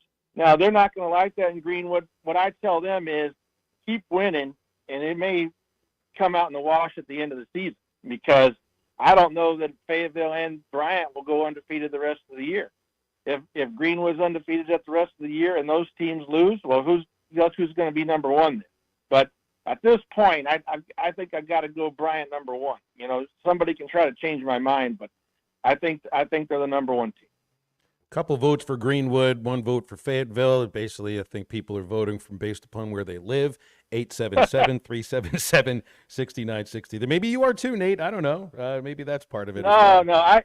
I take my dad hat out of this when I'm looking. I obviously, full disclosure, my son's on the football team. He's a backup kicker, but I'm looking at this stuff objectively. I've always done that for 25 years, and that's not going to change since he's on there. But I gave you why I think that is, and their defense. I mean, here's the thing, guys. They have lost 5 or 6, 7 guys, either for the year or a long term on defense, and still were extremely physical, and Parkview really couldn't do anything. And Parkview, they're playing a lot of guys both ways. All those Division I guys, other than Quentin Murphy, are playing both ways. That's a huge disadvantage. I mean, that would probably hurt them against any of these matchups if they played Fayetteville, Greenwood. I mean, it really hurt them against Bryant. And what I think we kind of learned is Bryant has now beaten them 2 out of 3 years. Last year, Parkview beat them at Bryant. I think the media, and I myself included, I picked Parkview to win. We got a little bit duped by that. They won last year. What if they played 10 times and maybe they won 1 or 2, and they did that last year? That could be the case, but with all those Division I kids, the coaching they have over there, we might have convinced ourselves that they were the superior program, but in fact, maybe they just got that 1 win last year, and they're going to win 2 or 3 out of 10. But the depth and the dominance of the defense of Bryant and some of those other 7-8 teams is going to win out over a long term. A lot of credit to them for winning last year, but maybe they couldn't do it. It's 2 out of 3 for Bryant. So maybe that's the case, but definitely seeing this in person, there was definitely a depth and physicality issue for Parkview. The linemen on both sides of Bryant dominated the second half of the game. Maybe one of the biggest surprises, Elkins blowing out Warren. Maybe not just a win over Warren, but the final score. Tell me about that game. Yeah, Elkins is, boy, I knew they were going to be good on defense, but they had to replace a bunch of offensive guys, or 3 or 4 guys, but they've just reloaded. Jaquay Walden, he's a senior, ran 175 yards. For 175 yards, he had 2 tackles for a loss on defense, and he's scored on a fumble. Big-time playmaker there. He's doing it on both sides. Landon Martin, he had 5 catches for 100 yards, 3 touchdowns. And Ben Napier, he's a junior, so he's, a newcomer. He has to replace Dizzy Dean, who is a good quarterback that transferred from Greenwood. He has 142 yards and 3 touchdowns, 11 for 16 passing. So their offense, which you thought could be a little less explosive, is almost the same. And then their defense, which has 8 starters returning, has plugged in a couple of guys, and now they're just looking super dominant. You thought maybe they would drop off a little bit on offense, but Warren, who has Antonio Jordan, who is a commit to Arkansas, who I think is a real steal for the Razorbacks. You know, he slowed down a little bit because Jackson Denton, their star quarterback, this is a sophomore. He was hurt, and I think maybe out for the season. Pretty bad leg injury from what I've heard. I'm trying to confirm that. But Cam Burks, and that could be a relation to Traylon Burks, I'm not sure. But he is a receiver, but he had to play quarterback in that game. So I think that hurt him, but big win for Elkins. I think, you know, with that win and what Elkins has done in the non-conference season, you definitely consider them a team that could go all the way to Little Rock. They were close last year. And, you know, we kind of had them on the short list this year, but we're sort of waiting to see how some of these holes would be plugged in. But it looks so far so good. That's a huge win at a neutral site. Elkins looks to be flying high. Nate, what do you get a sense out of Springdale? It looks like they took Bishop Kelly to the woodshed last week, and they get an off week before they open up conference play against Rogers Heritage, and they're 3-0, looking good. I'm happy for them. You know, they've had a tough road to hoe since the Springdale 5 year. You know, that was a long time ago now. When Harbor opened, Springdale High took it on the chin. They've tried different coaches. I think the fact that Brett Hobbs is an alum, I think that helps. I think he's restoring some pride. This is the first time they're 3-0 since 2018. Kind of crazy enough that they beat Parkview in 18-19. I think that was right when Brad Boulding was getting there. So it shows you how much he's rebuilt the program, but they beat them 2 years in a row. But I feel good for them because I know that's the program that's got a proud tradition. A lot of older fans probably upset that they couldn't win. Now you go 3-0. You're going to be favored in that first conference game. And I just told you about Bentonville West. I mean, I'm not writing them off, but they're 0-3. They played a little bit better this week against Muskogee, but they lost their first two games. They let Greenwood score 70. You know, maybe that third spot in the conference is up for grabs. You think that Bentonville and Fayetteville are 1-2. Then you've got West, Rogers, and now maybe Springdale is in there. They would be tickled to try to get that third spot. And, you know, that third team, maybe they upset one of those other teams too. But they've got a favorable schedule coming up in the conference, and then they play the tougher teams at the end. So I'm just real happy for that program, those guys. You know, they've fought and clawed, tried to win, and they got some wins. Not the most impressive non-conference schedule, but 3-0 is 3-0. So see what they can do with that going into the conference season. So I know you'd seen a game between Robinson and Lakeside. Even though Lakeside loses the game, you walk away from that game with a fairly good feeling about their chances as the season progresses. Yeah, I'm a big fan of Garen Rockwell. He's the coach there. He was a longtime assistant under Jared McBride. He takes over.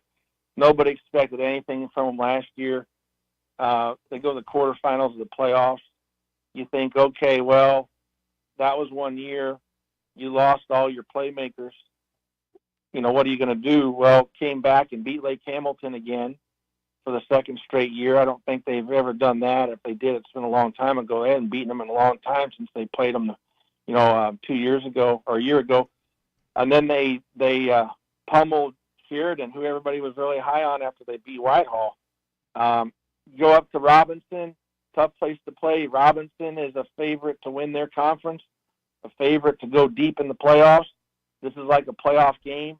I like playing in-class conference or in-class non-conference games to get you ready for the conference. It doesn't do anything to your there were no seeds. Nobody got seeds that night. Nobody got playoff berths. And there was no standing changes, but you got to play a tough team inside your class. And so I think they got better. Robinson made a few more plays than they did, but Lakeside's going to learn from that. They're going to get better as the season goes on. They've got inexperienced guys at quarterback and running back that are getting better. Wally Walcott, one of the better names in high school football, their quarterback, is just going to get better as he goes along. He's a junior, hasn't played as much. But I look for the Rams to probably get that second seed inside the South. Parkview should be the number one. But look for them to get at least to the quarterfinals again and be playing really good football at the end of October, November. Hey, Nate, you might have already touched on it with Fayetteville playing Texas High, but what is the game of the week, so to speak, this Friday? Yeah, that's got to be one of them. It's a lighter schedule, Matt, because we play 3 games to play. We have 4 weeks to play 3. This last week, a lot of schools are done. So that probably is one of the best ones. And just to kind of touch on it again, I think it's big because I don't think that Casey Dick cares a lot about the rankings, but the fans probably do and the kids do. I talked to one of the Bryant kids after the game, and I said, "Does it mean anything to you?" And he said, "Yeah, we want to be number 1. We beat them. We should be number 1." So I do think these rankings mean something for the kids, and so if they win that game, they're cemented at number 2. Not going to mean a lot as far as anything else, but it means that you're one of the best in Arkansas. Playing Texas, you want to beat Texas. We want to beat. I think that's one thing we can all agree on, Matt, is that everybody in Arkansas high school football is rooting for everybody else to beat teams outside the state. So far, I haven't tabulated the final numbers, but we've had some impressive wins against these other states: Mississippi, Louisiana, Missouri, Texas, Oklahoma. We've taken a few on the chin, but we've won some of the major ones, like Bryant going up to Missouri and winning up there at CBC, Parkview beating Melissa, Texas. Yeah, and there's no shame with Parkview losing to Bryant. I mean, they beat Melissa, Texas. That's a good team in 5A Texas. So Parkview's still a good team. But, I think that's the one to go to. If I was going to one in the River Valley, Northwest Arkansas, I think I'm going to that one and checking out those UNLV commits, Garrett Odom at quarterback, and a couple of those guys they have on their team, and Jason De Lamar, the Arkansas baseball commit. They're a very good team and a team that could easily go back and win the state championship again. Nate, we'll leave it there. Appreciate you coming on, and we'll do it again Monday next week. Happy football, okay? Yeah, thanks, guys. Take care. Thanks, hey, Nate. Congratulations, Matt. I'm real happy for you getting in the Hall of Fame, buddy. Hey, man, I appreciate that. Thank you. You bet. Nate Olson, SB Live, with us each Monday. It is worth mentioning that Melissa is my favorite high school in Texas. It's not because of the Buckies. 877-377-6963 if you want to hit up with us here on Halftime. Stay with us. Back right after the break. Looks like I picked the wrong week to quit smoking. This is Halftime. You can now download our new app in the iTunes or Google Play Store. Listen anytime and anywhere on your favorite mobile device. Just search Hit That Line Now. Summer's winding down, but the savings are just getting started. Dive into the end-of-season sale at Burton Pools and Spas, where owning a pool is more affordable than ever. For a limited time, save up to $14,000 on fiberglass pools. And the first 10 customers who purchase an Aquacrete pool with a premium vinyl finish will receive a free hot tub. Don't miss these incredible deals. Visit our stores in Fort Smith, Springdale, or Greenland, or go to BurtonPools.com for more details. At Burton, we do more than build swimming pools. We build long-term relationships. Progressive knows finding your new home was a dream come true. You wanted a Colonial with high ceilings, hardwood floors, and a peaceful neighborhood. And you found it. Now, every Saturday at 6 a.m., you get to wake to the sound of your neighbor's leaf blower. Progressive can't save you from your noisy neighbors, but we can save you money when you bundle your home and auto with us. Get a quote at Progressive.com. Progressive Casualty Insurance Company, affiliates, and other insurers not available in all states. This is Halftime. This is a public service announcement for hard seltzer lovers. Neutral Vodka Seltzer has arrived. Made with simple ingredients like vodka, seltzer, and real juice. Neutral tastes good. Like real good. So good that you'll never want to drink another artificial tasting seltzer again. Neutral's light and refreshing taste will show you what a vodka seltzer can be. Try Neutral, the one with the umlaut. Copyright 2023 Neutral Distilled Spirit Specialty, Los Angeles, California. Enjoy responsibly. When you need legal help, turn to the law offices of Craig L. Cook. With over 40 years combined experience, the Cook Law Team works for you. If you've been injured in an auto accident, hurt on the job, a victim of nursing home negligence, or need help with bankruptcy, Social Security, wills, trusts, estates, or family law issues, Craig Cook will go to work for you. Call us today, 479-783-8000. The law offices of Craig L. Cook with locations in Arkansas and Oklahoma. We work for working people. When you need tough and paint just isn't enough, check out River City Coatings in Van Buren. When it comes to your metals, paint can peel and crack over time. Whether it's your patio furniture, rims or trims on your automobile, or heavy equipment, no one has time for a redo. Powder coating provides the toughness you need. Preserve your investment with powder coating from River City Coatings. River City Coatings, certified John Deere, Caterpillar, ISO 9001, Packer, and UL provider of tough. River City Coatings, 471-7675 or online at rivercitycoatings.com. AAA Business Systems is your printer, copier, and production print solutions provider. What makes AAA unique? Ricoh, Sharp, and Brother Equipment. Fast, friendly service from our office technology experts. All-inclusive service contracts, managed IT services, and 4 locations statewide. AAA Business Systems. Find us online at AAABM.com. AAA Business Systems. Anything else is just a copy. Man, I wish I knew you were here. We hear that every day at InStock Parts, located off Highway 45 across from the cold storage in Fort Smith. Are you a maintenance technician, landscaper, farmer, or do-it-yourselfer in need of bearings, belts, or roller chain? Or safety supplies like gloves, safety glasses, or earplugs? Maybe you need drill bits, tap and die sets, lubricants, or even a gas-powered pump or generator. Don't waste your time driving around. Stop by InStock Parts, your industrial parts resource, or check them out online at InStockParts.com. InStock Parts. Every morning in hardworking America, Hardee's biscuit makers rise to bake you Hardee's original made-from-scratch buttermilk biscuits. Famous since 1977 and still baked fresh every 15 minutes. It's not the easy way, but it's the only way to make Hardee's breakfast so good. Like our mix-and-match handcrafted breakfast biscuits. Select items now 2 for $5. Hardee's, goodness in the making. Tax not included. Price and participation may vary. Your home for every Razorback football, basketball, and baseball game. ESPN 95.3.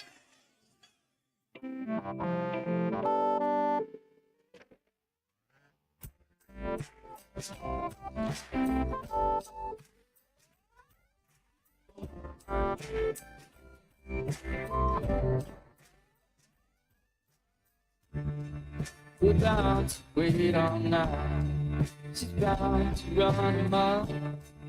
Invested in nothing at anyhow. Reaches on the garden sorting out. She curls her lips on the bar. I don't know dead or not. Come on, take on.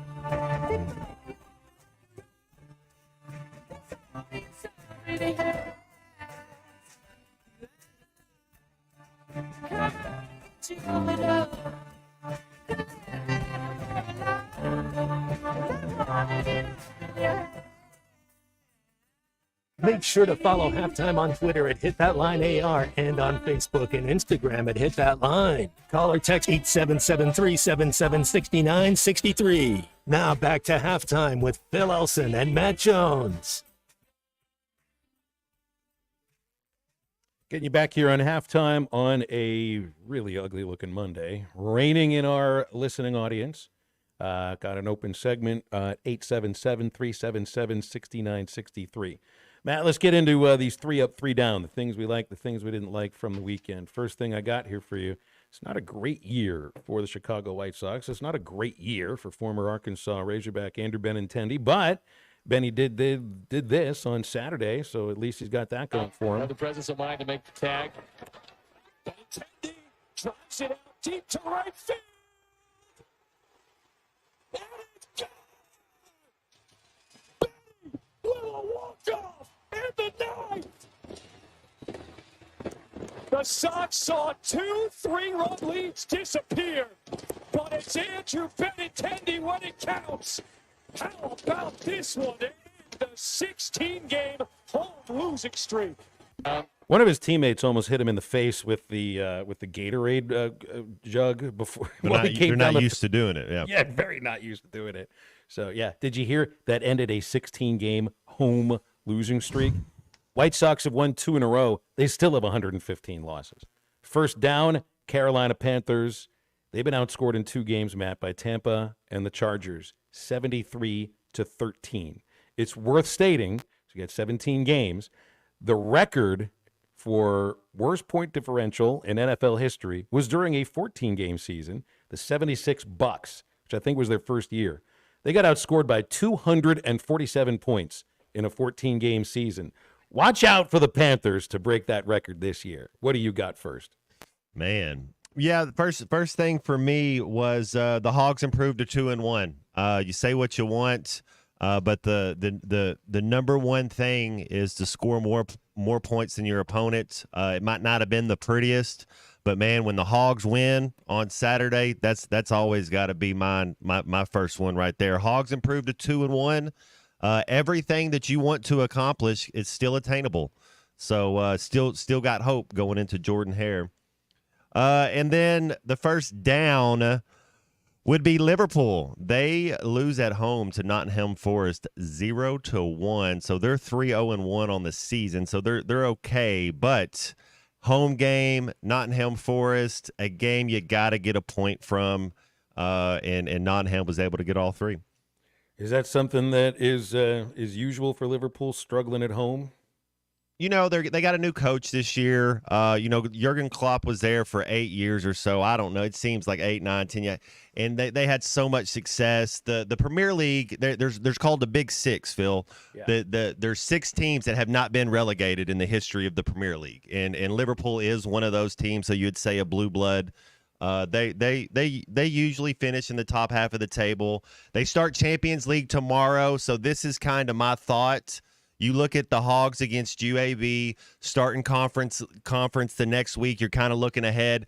They start Champions League against Milan tomorrow, so I think they might have been looking ahead a little bit, maybe not ready to go early morning kickoff. And there's talent. I mean, the Premier League, the depth, the talent, the parity.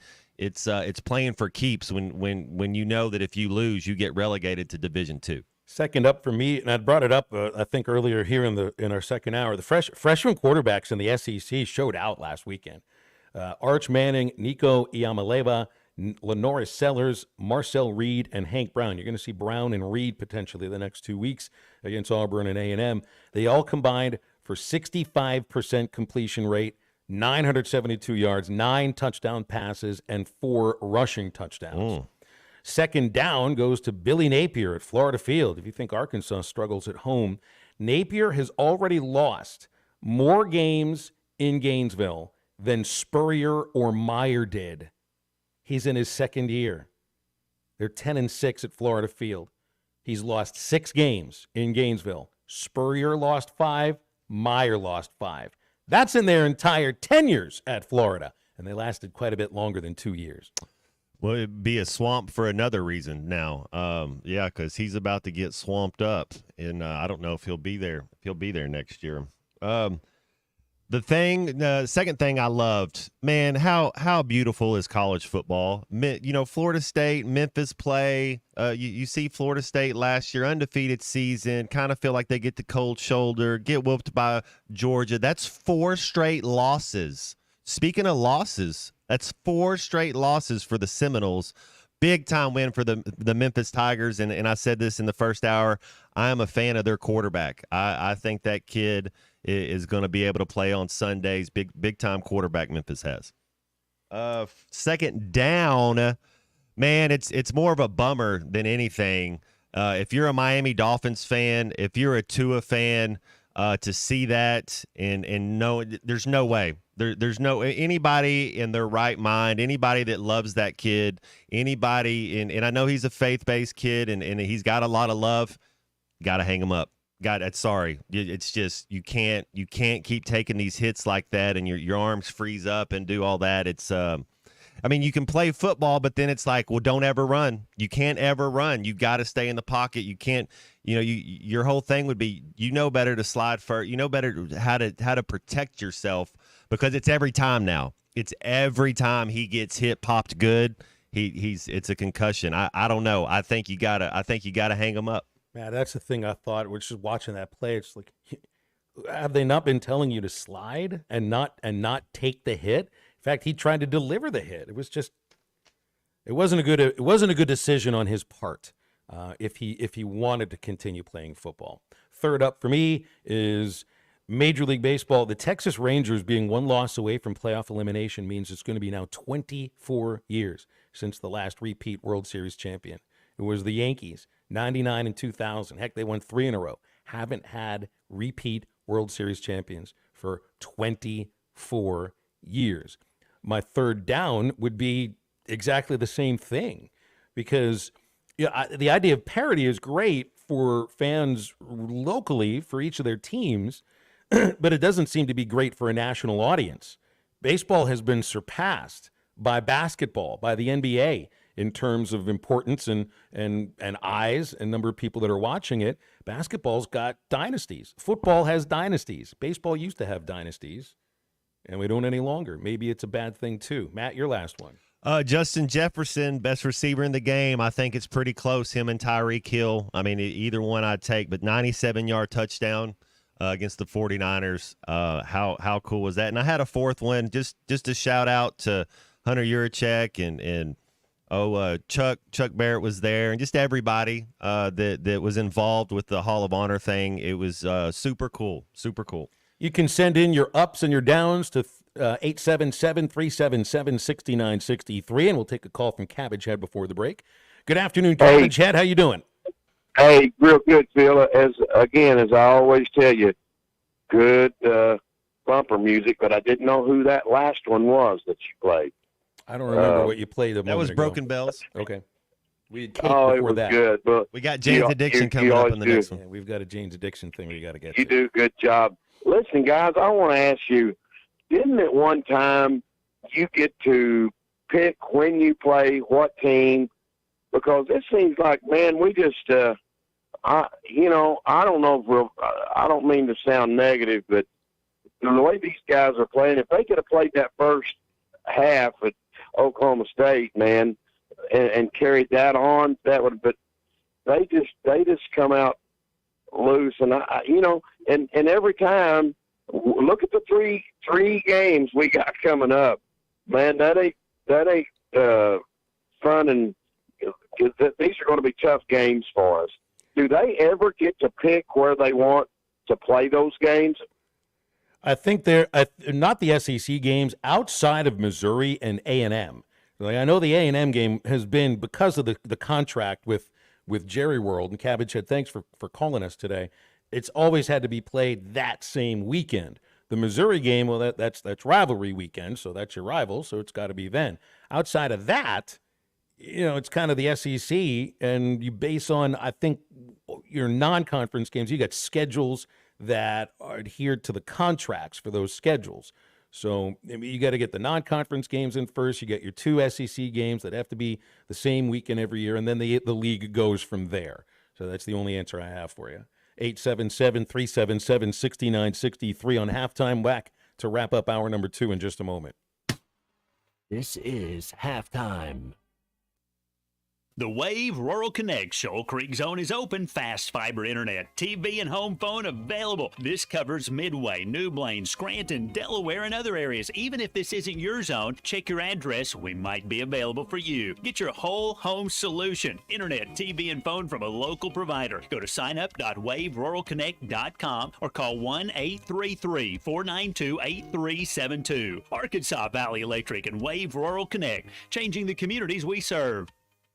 Did you know that almost 80% of all advertising is spent on digital? This is Dale Daniels, Digital Sales Manager for ESPN Arkansas, and due to the growth in digital advertising, we have the opportunity for the right person to join our team. Digital and radio advertising go hand in hand, and we're looking for someone to help businesses grow with this powerful combination. If you have experience in broadcast and digital marketing or business development, we want to hear from you. Email your resume to sales@hitthatline.com. Pearson Broadcasting is an equal opportunity employer.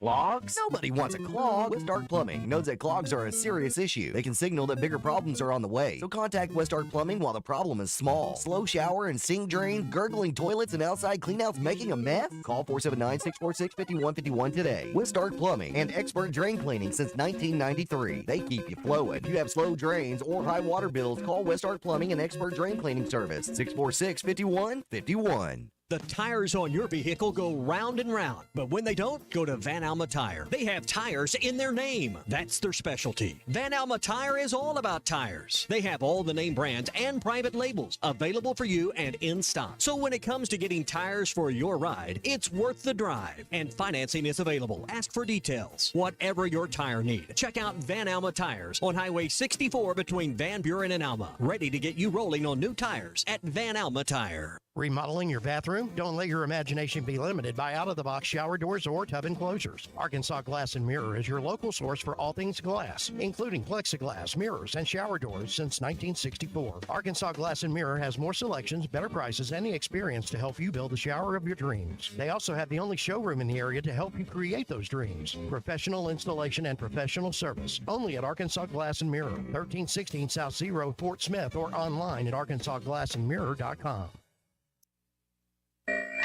Warning, warning, attention all homeowners. Hi, this is Justin at West Termite Pest and Lawn. It's definitely bug season and we are priced to earn your business. Licensed in Arkansas and Oklahoma. Call today for a free evaluation, 479-782-7291. West Termite Pest and Lawn, protecting your home, health, and peace of mind. All services performed with children and pets in mind. Before you buy that next car or truck, stop by Broadway Motors in Van Buren. The best of the best for 2 straight years. Michael and his team offer the best prices on the best quality pre-owned vehicles in the River Valley. They invite you to stop by and check it out for yourself. Or if you prefer to check out their inventory online or even do your financing online. Michael has built his reputation as a husband, father, and owner-operator since 2006. Broadway Motors, 806 Broadway in Van Buren, or online at BroadwayMotorsAR.com. Who can you trust to sell your home for the most money with the least amount of drama? You need a team of agents with decades of experience, commitment, and of course, tens of thousands in marketing. I'm talking about the Limbird team. Tara Limbird, Limbird Real Estate Group, has sold over $1 billion in real estate. Tara's team can give you a cash offer in 72 hours, or use Tara's high-octane marketing to sell your home quite possibly for thousands over asking. Find out more at LimbirdTeam.com. LIMBIRD. Your home for every Razorback football, basketball, and baseball game. ESPN 95.3.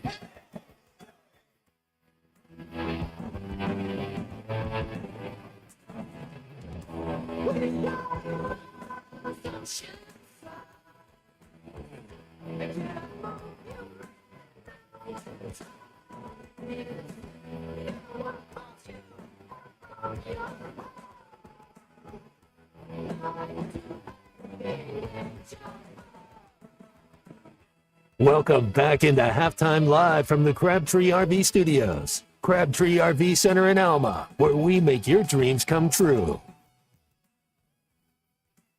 This was the exact song. What song is this, Matt? Ocean Size. The exact song that Jane's Addiction was performing to over the weekend in Boston, where all of a sudden Perry Farrell like decided flipped, right? to It's attack Dave Navarro Yeah. on stage. And I have no idea what this was about. I don't know if anybody does, but they've canceled their reunion tour. And could you imagine these guys getting back together again? This is a quote coming from a statement released by Jane's Addiction today. Due to a continuing pattern of behavior and the mental health difficulties of our singer Perry Farrell, we have come to the conclusion we have no choice but to discontinue the current U.S. tour. He didn't throw a great-looking punch either. I'm not sure these guys are fighters. I don't know but maybe it's because, Oasis got back together, same kind of time. You're talking about Cake earlier, Jane's Addiction kind of. Maybe it's their time to go on hiatus for a little bit. Haven't they gone on hiatus before, too? Well, I know Dave Navarro went to the Red Hot Chili Peppers for a little bit and, kind of bounced around. Farrell did a porno for Pyros. Yep. Yeah, had some other projects they did. Well, so you might see that on a concert and think it's all staged. You would think, maybe this is just something they're doing to get some attention. But you could see the look on Navarro's face was like, what the hell is going on here? Why? Yeah, what just happened? Whoa. You could blame the drugs and the alcohol. Think of all the drugs and alcohol they've been around before on stage without anything like this happening before. Josefa says he got mad because he didn't want Navarro to do his solo. So this was a matter of he's singing, it's not your solo time. Egos got in the way. That never happens with rock bands. That's funny. It's like getting Bobby Petrino and saying, hey, I don't want you to run your whole offense. Yeah, and we're going to go with my terminology. We're going to use my verbiage. Yeah, that would have been kind of fun to be in on those meetings at some point, wouldn't it? That happened out in full view of everybody, the Jane's Addiction thing over the weekend. Any of the conversations with Jimbo and Bobby Petrino, yeah, would have made sure that the voice memos app was deleted from everybody's phone at that very moment, too. 877-377-6963. When you want to get with us here on Halftime. 1 hour to go. We'll talk with Mike Irwin from Pig Trail Nation about 20 minutes. He was in on the Sam Pittman Monday press conference. We'll be back into our third and final hour right after this.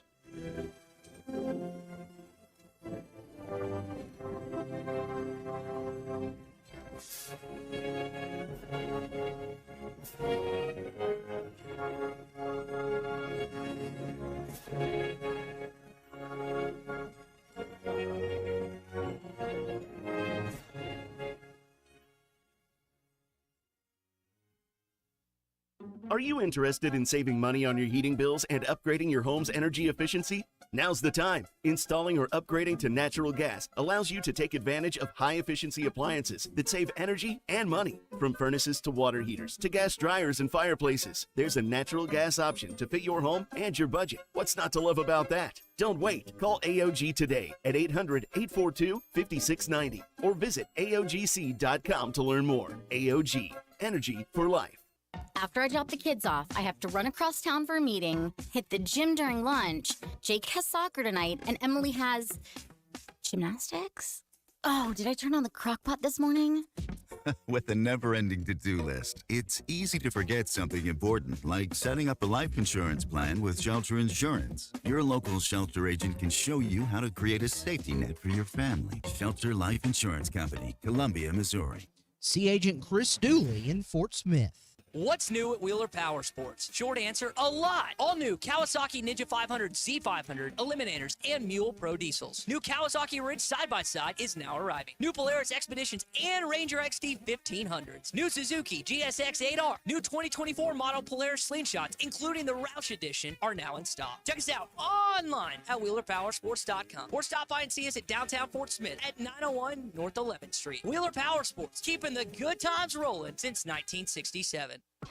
Colorworks Paint and Body in Barling offers professional automotive painting, bodywork, and fabrication that is unsurpassed in talent and dedication. Owner Andy Herod uses the latest in collision repair technology to ensure all damage is addressed, whether it's visible or hidden, and works with all insurance companies. Andy and his crew have the experience and commitment to give you complete trust in the repair of your vehicle, no matter the size of the job. Colorworks is located at 1206 4th Street in Barling, across from Dollar General, and is on Facebook, where you can check out their work. Precision Garage Door features the finest quality materials, installation, and service for all your garage door needs, including garage door repair and new garage doors and openers. Fully licensed and insured with the largest showroom in Northwest Arkansas at 1907 Town West Drive in Rogers and in Fort Smith at 416 North 10th Street. Call Precision Garage Door today at 844-PDS-DOOR or check them out online at PrecisionDoorNWA.com. Financing is available. Precision Garage Door, voted Best Garage Door Company of Northwest Arkansas and the River Valley. ESPN Arkansas weather. For today, mostly cloudy sky, a 50-50 chance of seeing some showers. Our high this afternoon in the mid to upper 70s. Later on tonight, we should see a partly cloudy sky, overnight low in the low to mid 60s. Returning to sunshine tomorrow, high temperatures mid 80s, and then for Wednesday, lots of sunshine, a high, upper 80s to near 90. I'm Sally Russell with your forecast on ESPN Arkansas. The weather is brought to you by Shamrock Liquor Warehouse, 5609 Midland Boulevard, your leader in fine wines, beers, and spirits. KERX Paris Fort Smith. This is Halftime, coming at you from the Crabtree RV Studios on ESPN 95.3. Coming to you live from the Crabtree RV Center studios. Broadcasting on ESPN Arkansas and streaming on hitthatline.com. We got a good one tonight. You got a team in here that doesn't respect it.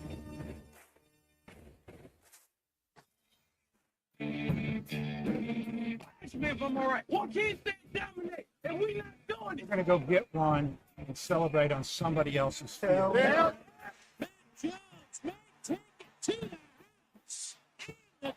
Phil said you had very motivational words at halftime. It's halftime with Phil Olsen and Matt Jones. From the bottom of my toes to the top of my head. What's my heart, dog? Let's go, man. I have zero respect for saying no moss at halftime. But they were one Razorback. It's vintage Matt Jones. Here we go. Right now, let's take the field. Call or text 877-377-6963. Now, here's Phil Olsen and Matt Jones. Third and final hour. Welcome back. Halftime, a minute after 1 on ESPN Arkansas and hitthatline.com and the Hit That Line Now app. Phil Elson, Matt Jones.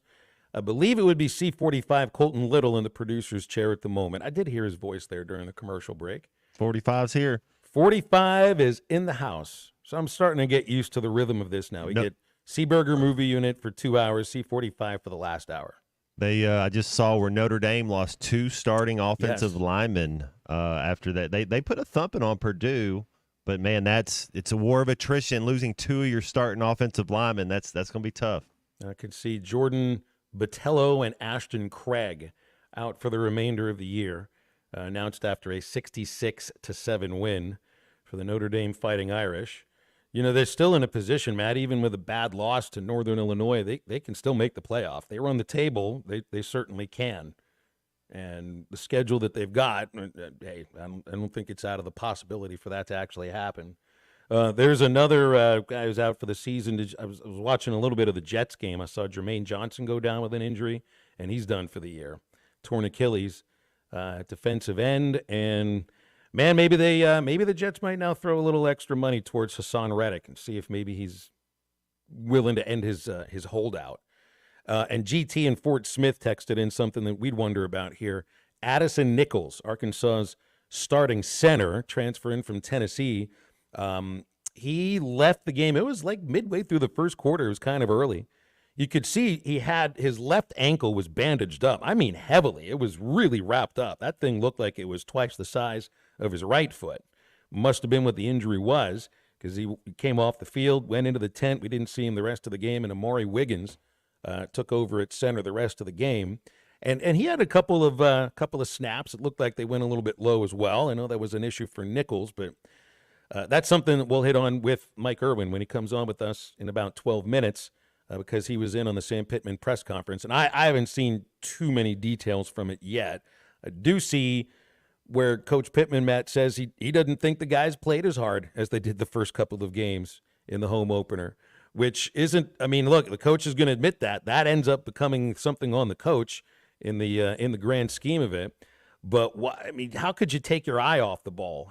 How do you think they just had Auburn on the mind all week and not UAB? Because it seems like, I mean, if Sam Pittman's saying we didn't play as hard as we did the first 2 weeks, but they played really hard against a bad UAPB game, knowing well they had a tough opponent the next week, played really hard against Oklahoma State, and I guess I would say took their foot off the pedal, but maybe it took a little bit of time to put the foot on the pedal. That's what it sounds like on Saturday.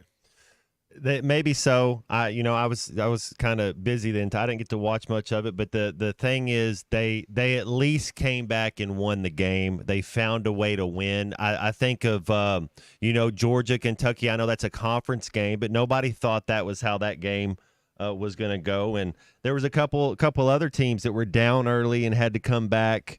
So it's whatever you got to do to win. But, yeah, there's no excuses now going forward. You got to be in shape. You got to know your assignment now. These are – by the time you get to your fourth game of the season, you know your roles. You know your assignments. You got to be taking care of your body and you should be in game shape now, and hopefully you can stay healthy.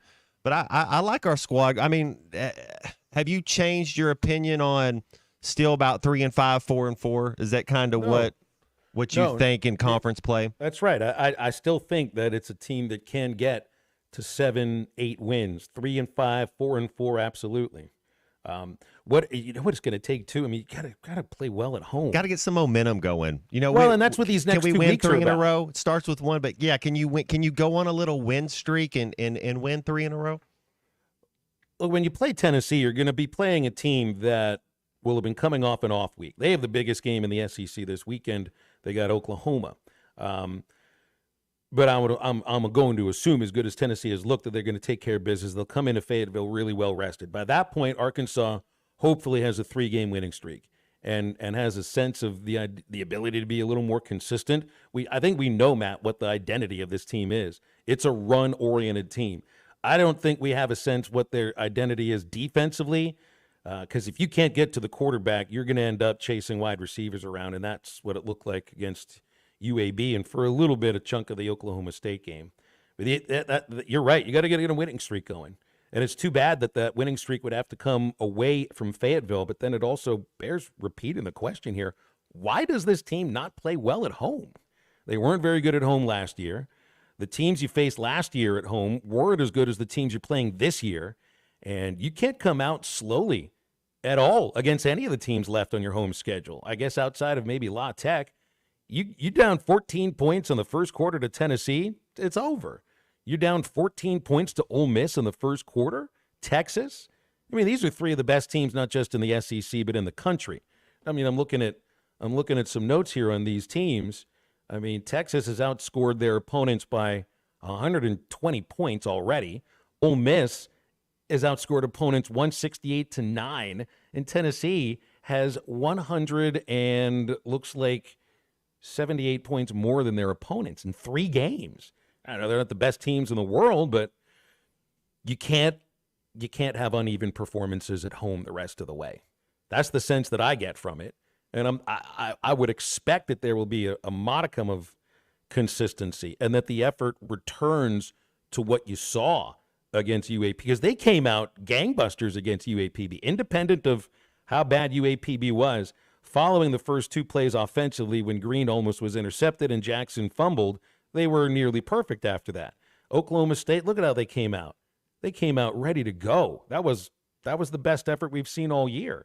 And then really it took until the third quarter before you started to feel everything's going in the right direction. So I don't know. I mean, what do you put that on? Is that on coaching? I mean, that's what everybody would fall back on. But man, you gotta think players have to be responsible for the way that they play and being mentally focused on the opponent at hand and not on the next team and not looking at logos, which is what I was doing. And what I think a lot of fans were doing, looking at a logo of an Alabama-Birmingham team that lost 8 games last year and got run all over by ULM and thinking it can happen again. The players can't look at it that way.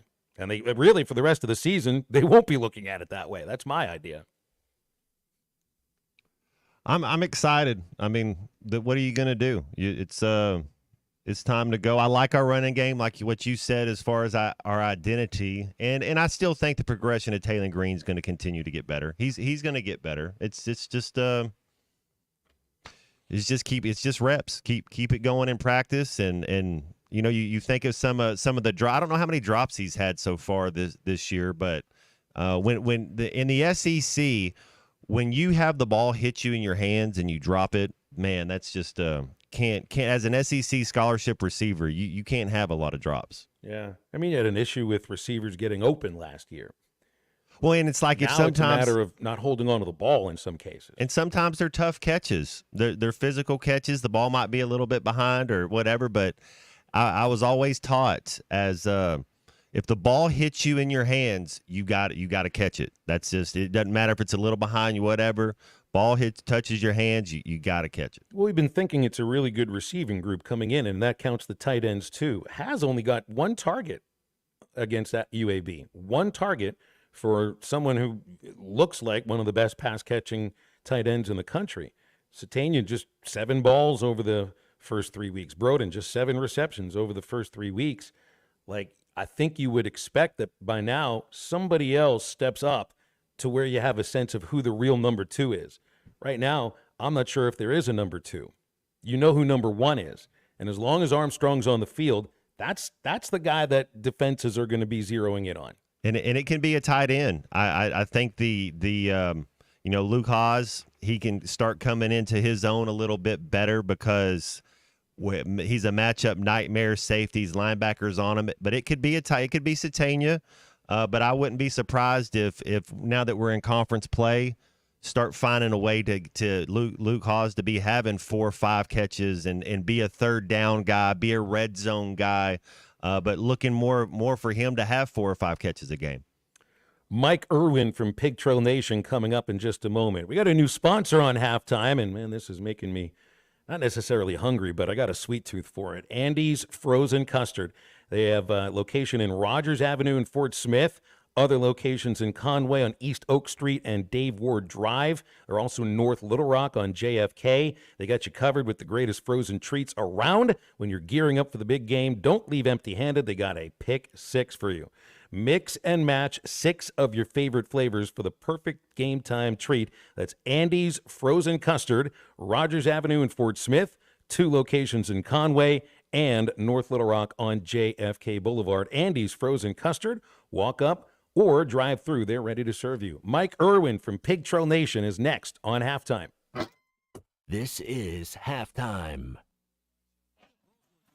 It's like Clark Kent. This guy is dominating offensively. He's also a quality guy. We had more fun talking with him. He was a walk-on. Now he's an All-American. He also is brilliant. He's a great student. Last week he got his MBA. The guy is just what college football is all about. I've been called everything. Clark Kent, Kurt Rambis, Drew Carey, you name it, I've been called it. Listen to every Razorback football game this season right here on ESPN 95.3 and hitthatline.com. Valley Family Dental, formerly known as Riley Farm Dental, at the entrance to Riley Farms, provides every type of dental care and procedure for you and your family. Dr. Sparkman, Farmer, and now Dr. Blaine Van Nice work to give all of their patients better lives with a better smile. Valley Family Dental, now offering same-day crown service. Mention you heard this ad on ESPN Radio at your next appointment and receive a free bleaching kit or $100 off in-office accelerated whitening. Call 226-3500 for an appointment or visit valleyfamilydentalpractice.com. Pay attention. This happens fast. Routine, scheduled, maintenance. You know it's coming one day, but that day's in the future. Then the future comes, and your wallet's not ready for that $250 maintenance. But your forklift is. It needs it. Good thing you're smart. You're buying a used forklift from Medley Equipment Company this summer, and its first planned maintenance will be free because Medley keeps you moving. I'm branch manager Dennis Mabry. Visit medleycompany.com or see us at 4001 Harper Avenue, Fort Smith, Arkansas. Ready to explore beyond the beaten path? Discover the Range Rover lineup at Land Rover of Little Rock. Experience handcrafted luxury with the capability to take on any adventure. The elegant Range Rover offers unmatched performance and first-class luxury. The Range Rover is built for every journey. Visit Land Rover of Little Rock today and explore our incredible Range Rover selection. Plus, take advantage of our promotions and recently revamped service department. Visit us at 25 Colonel Glenn Plaza Drive or log on at LandRoverLittleRock.com. This is Daryl Johnston with Hashtag Managed IT Services. We are excited to now be part of AAA Business Systems. Hashtag will continue to handle every IT need your business will have, and now, as part of AAA Business Systems, we can handle all of your document printing and storage solutions. Together, we have the expertise to meet all of your office technology needs. Find us online at aaabm.com or call us at 471-1771.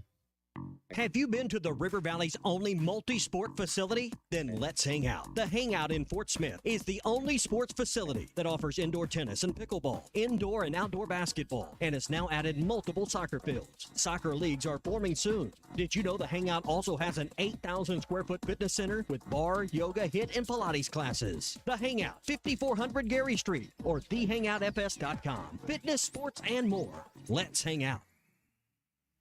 For 33 years, Manfield's Automotive Parts City Auto Parts has been trusted as your one-stop for all your vehicle needs. Get a great deal on a Superstar battery and any of the products you need for the do-it-yourself upkeep on your car or truck. When you need work done, Mansfield Automotive Parts City Auto Parts does everything from oil changes, brakes, alignments, diagnostic work, air conditioning, and more. Mansfield Automotive Parts City Auto Parts in downtown Mansfield is open 8 to 5:30 Monday through Friday and 8 to 1 on Saturdays.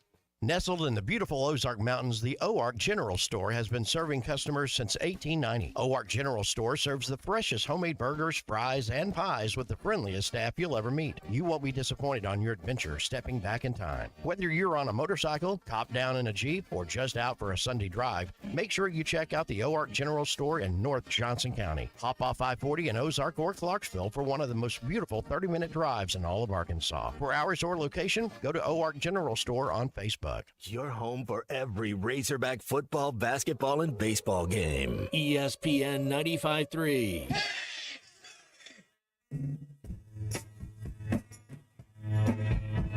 I think I'm gonna be sad.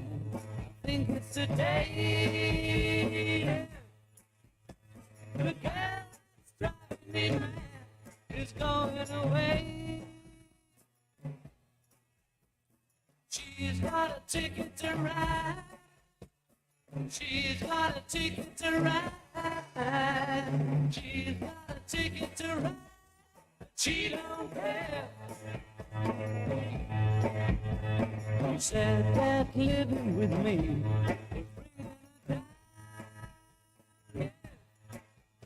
You're listening to Halftime with Phil Elson and Matt Jones. Want to jump in the conversation? Call or text 877-377-6963. Now, here's Phil Elson and Matt Jones. On our hotline right now is the one and only Mike Irwin from Pig Trail Nation. Get to talk with him each Monday, although we have changed the time that we were usually talking with Mike because now in football season, Sam Pittman has 12 o'clock pressers, so 1:15 seems to fit pretty well. Good afternoon, Mike. How you doing today? Doing really good. How are you guys? Good. We're just trying to kick around the idea of something that I just read from the press conference. I didn't see anything else that Sam Pittman talked about, but he admitted the team did not give great effort against UAB. You could see that in the first quarter. This isn't the kind of thing that I don't think this team can get away with that any longer. Well, I saw it more on the defensive side. It was really both, maybe for a while with the offense, but I think that had more to do with Taylor Green. I know somebody that knows him pretty well, and he said, look, he was really nervous about playing in front of the home crowd for the first time. He said he really understands he's a new quarterback. He wants these fans to believe in him, and it got to him a little bit. Well, okay, hope he's got that out of his system. But the defense was just hard to believe because they ran the ball on Arkansas, a team that the week before had just stuffed a really good running team, let these guys just run right past them. I mean, there was a play at midfield which would have stopped that drive, that first drive, and Brad Spence, a linebacker who weighs almost 240 pounds, just flat got knocked backwards by one of their running backs who just ran into him and ran harder. And we saw that sort of happen over and over again. They got better as the game went on, and they finally did get to the quarterback in terms of getting it. Landon Jackson got a hand on that pass, which, if caught, and the receiver was wide open. If that's caught, you get within 3 points. Who knows what happens at that point if they get an onside kick? So there were problems all the way through. I think it was a classic case of overlooking a team that had not played well the week before. You can say that's understandable. It happens in sports all the time. I think it happened to Georgia. But this team doesn't have the luxury of doing that, as you said. This team, they're trying to prove to everybody they're not last year's team, and you don't do it by playing like that. Hey, Mike, who's going to be our wide receiver, our tight end? Who do you see being the second go-to option? Armstrong clearly, is a guy that I feel like is going to play on Sundays. He's a matchup nightmare. Do you see us trying to get the ball to the tight ends a little bit? Who do you think can be our second option? Yeah, I absolutely think the tight ends. And I think I heard through the grapevine they were both pretty upset, that Has and Ty Washington felt like the ball needed to come to them more often. Now, we're getting into this thing that Clint Sterner's been talking about, guys, where he says that Taylor Green goes off script too much. He trusts his own ability to improvise more than he does the play that's called. And he needs to be more disciplined. He's calling him for for him to be benched, and he's done that twice now, last week and this week. I'm not that radical on that. I understand what they're saying, and I do agree that he probably needs to stay on script more often. But when you've got his ability to do what he does, I don't think you want to take that completely out of the mix. I saw him too many times take a play that was busted, and it might have been his fault, it might not have been, but he made it work. And no better example than right there when they scored the last touchdown. On the play before, he tried to fake a handoff to DeQuindon Jackson and was lazy in pulling the ball out, and it got hit and hit the ground. It looked like it might kill the drive. He fell on the ball, but it looked like, oh, you're in problems. You may have to kick a field goal here. Instead, on the next play, there was a bad snap off to the left and low. He reached down and got that thing and peeled around to his left and scored a touchdown. Now, we've had a quarterback before, and I remember who he was, and I remember what was being said about him. Oh, he goes off script too much. He improvises too much, and everybody was always talking about how bad that was. My attitude was, if he makes it work, what are you talking about? And so I think we've got the same thing here. I'm not against being disciplined, but when you've got a guy with that ability to improvise, I've seen too many times when players like that make a play happen when it wouldn't have happened if the play had been run as you were supposed to run it. So it's kind of a mixed bag there, but I'm not as down on him as some people are. Well, isn't the idea that when you have an athlete that's so dynamic, especially when she takes off running, so if they go off script, that's a feature. That's not really a bug in the system here. If he was slow-footed, it'd be a different story. But with that kind of speed and elusiveness, maybe you want him to go off script a little bit. Exactly. And what's being said is, well, that won't work in SEC games. Really? Well, it worked against Oklahoma State. I think they could compete in the SEC. I don't think there's anything magical about the fact that you're playing in an SEC game. You still, if you've got the – look, you know one of the most impressive things he did when he threw what should have been a pick six? How many times do you see the quarterback make the tackle and prevent the pick six? He used his speed and his physical size to nail that guy. And most of the time, that's a touchdown. So he's got abilities that an average quarterback does not have. And I just think you can get carried away trying to criticize this guy. I'm not saying he's above criticism, and I do think Bobby Petrino will continue to work with him and say, look, you looked right at this receiver. He was open. You didn't throw it to him, and then all of a sudden you're running around in the backfield trying to make something happen. You just made that play too complicated. Okay, I get that.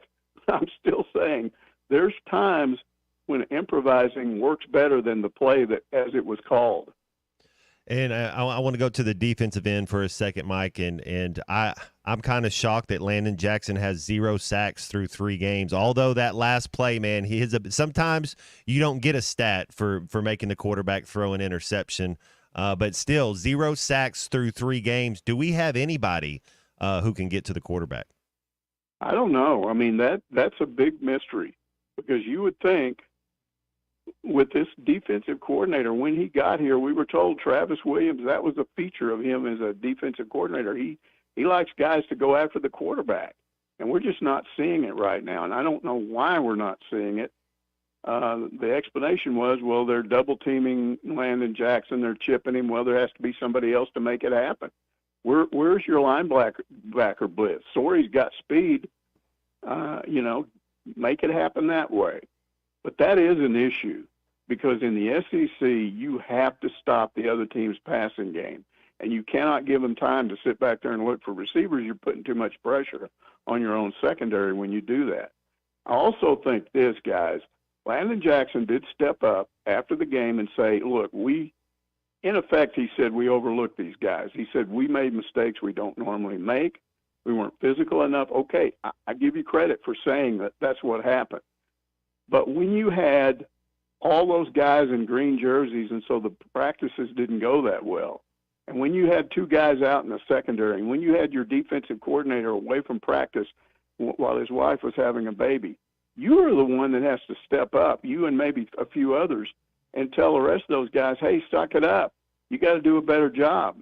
I still remember that 2021 team. you had guys that were making things happen in the summer. Grant Morgan and Bumper Poole.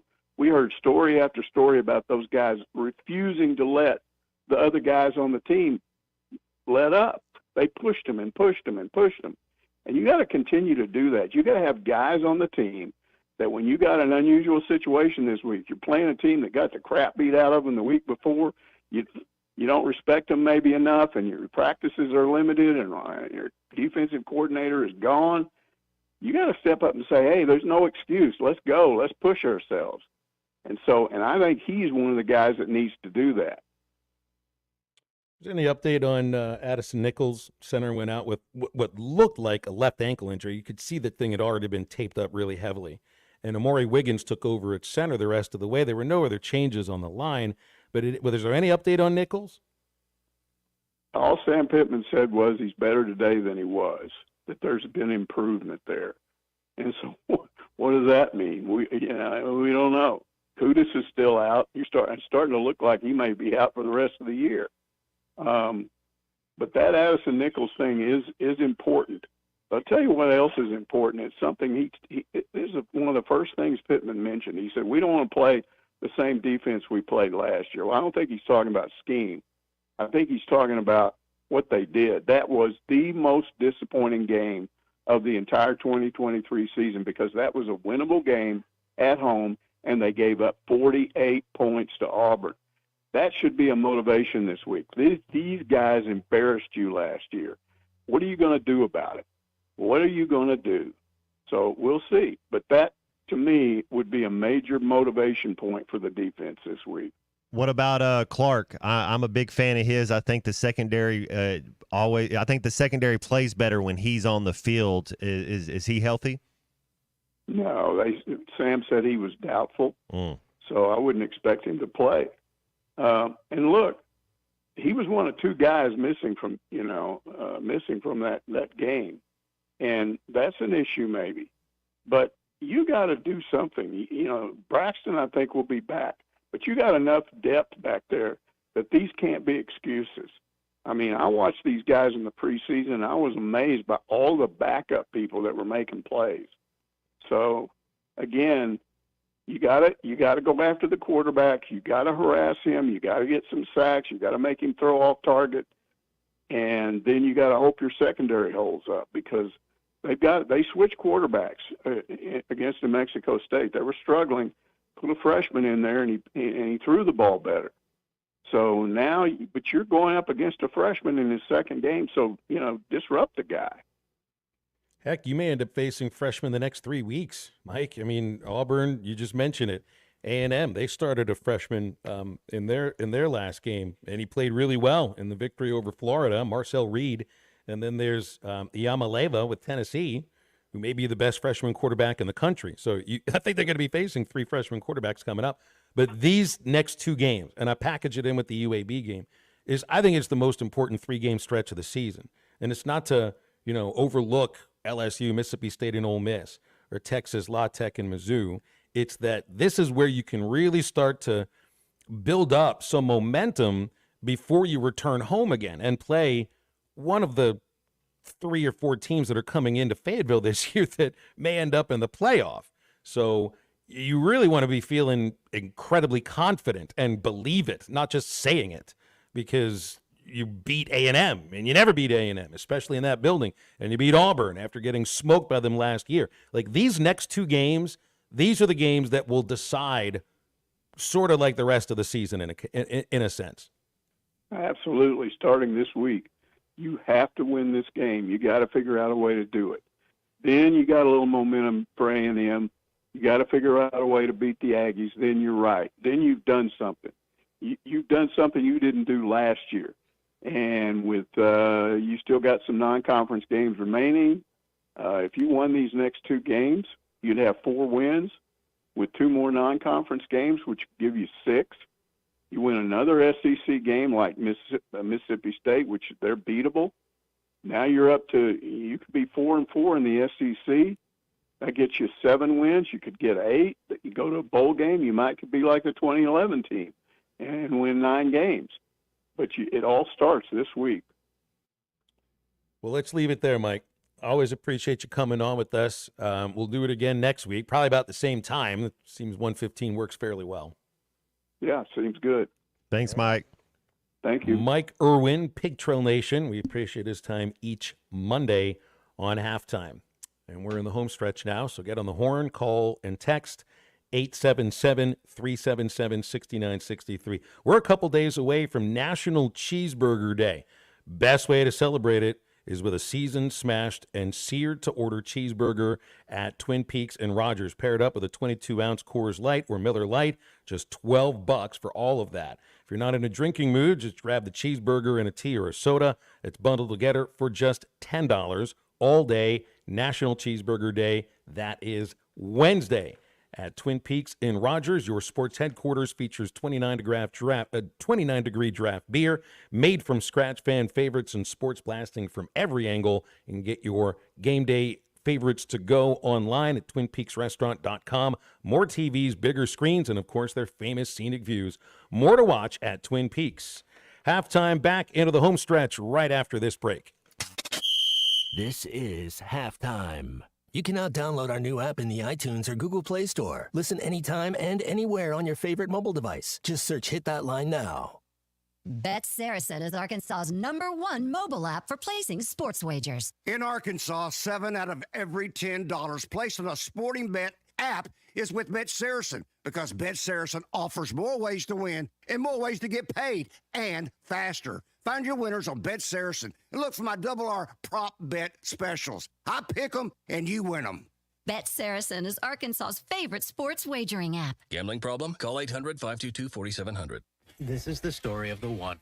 As a facility technician installing a new welding station, he knows getting the ventilation right is critical for safety. That's why when questions arise, there's Grainger.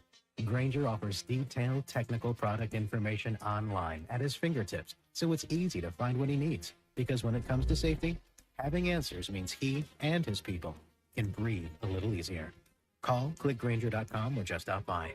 Grainger, for the ones who get it done. You're listening to Halftime Live from the Crabtree RV Center studios. Crabtree RV Center, where RVing is life. Are you interested in saving money on your heating bills and upgrading your home's energy efficiency? Now's the time. Installing or upgrading to natural gas allows you to take advantage of high-efficiency appliances that save energy and money. From furnaces to water heaters to gas dryers and fireplaces, there's a natural gas option to fit your home and your budget. What's not to love about that? Don't wait. Call AOG today at 800-842-5690 or visit AOGC.com to learn more. AOG, energy for life. Precision Garage Door features the finest quality materials, installation, and service for all your garage door needs, including garage door repair and new garage doors and openers. Fully licensed and insured with the largest showroom in Northwest Arkansas at 1907 Town West Drive in Rogers and in Fort Smith at 416 North 10th Street. Call Precision Garage Door today at 844-PDS-DOOR or check them out online at PrecisionDoorNWA.com. Financing is available. Precision Garage Door, voted best garage door company of Northwest Arkansas and the River Valley. Your home is your biggest asset. So when you decide to add a sunroom, a patio cover, a new driveway, or new windows, you need to call a company you can trust. Sawyers has been part of your community for over 30 years. They're insured, licensed, and have 100% financing for all of their products. Take all the worry out of your next project. Call Sawyers and let them handle it from permitting to completion. Sawyers, serving the River Valley and Northwest Arkansas with a full showroom located in Fort Smith or online at sawyers-sunrooms.com. The Solid Rock has been locally owned for over 46 years. When was the last time you were there? So much more than a bookstore. They have Christian t-shirts, church supplies, Bible studies, devotionals, home decor, gifts, and of course, a large selection of Bibles. And Bibles are engraved free of charge while you wait. Now, you can get custom laser engraving on select gift items and some Bibles. Located next to Sam's Club on South 74th, The Solid Rock is your source for faith-based books, music, clothing, and more. The Solid Rock, 452-4844. Let's see. Leaky faucet Tuesday. Water flooding the yard. Better put that down for the middle of the month when the bills aren't due. Honey, what are you doing? Planning our plumbing problems, of course. You can't plan our plumbing problems, but you should plan our plumber. What do you mean? Like all important contacts, I keep Westark Plumbing in my phone. They're always there when we need them, and they don't overcharge since they know we don't plan our plumbing problems. Here, honey, here's their number. 646-5151. Thanks, babe. Westark Plumbing. We keep you flowing. Did you know that almost 80% of all advertising is spent on digital? This is Dale Daniels, Digital Sales Manager for ESPN Arkansas, and due to the growth in digital advertising, we have the opportunity for the right person to join our team. Digital and radio advertising go hand in hand, and we're looking for someone to help businesses grow with this powerful combination. If you have experience in broadcast and digital marketing or business development, we want to hear from you. Email your resume to sales@hitthatline.com. Pearson Broadcasting is an equal opportunity employer. Your home for every Razorback football, basketball, and baseball game. ESPN 95.3.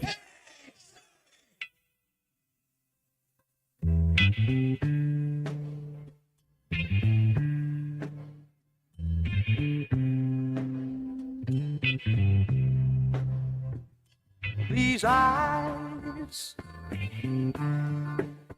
cry every night for you. These arms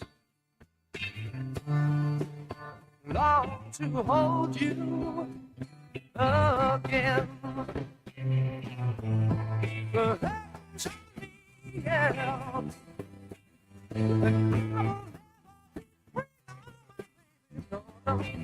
You gave a promise to me, yeah. You broke it. Oh.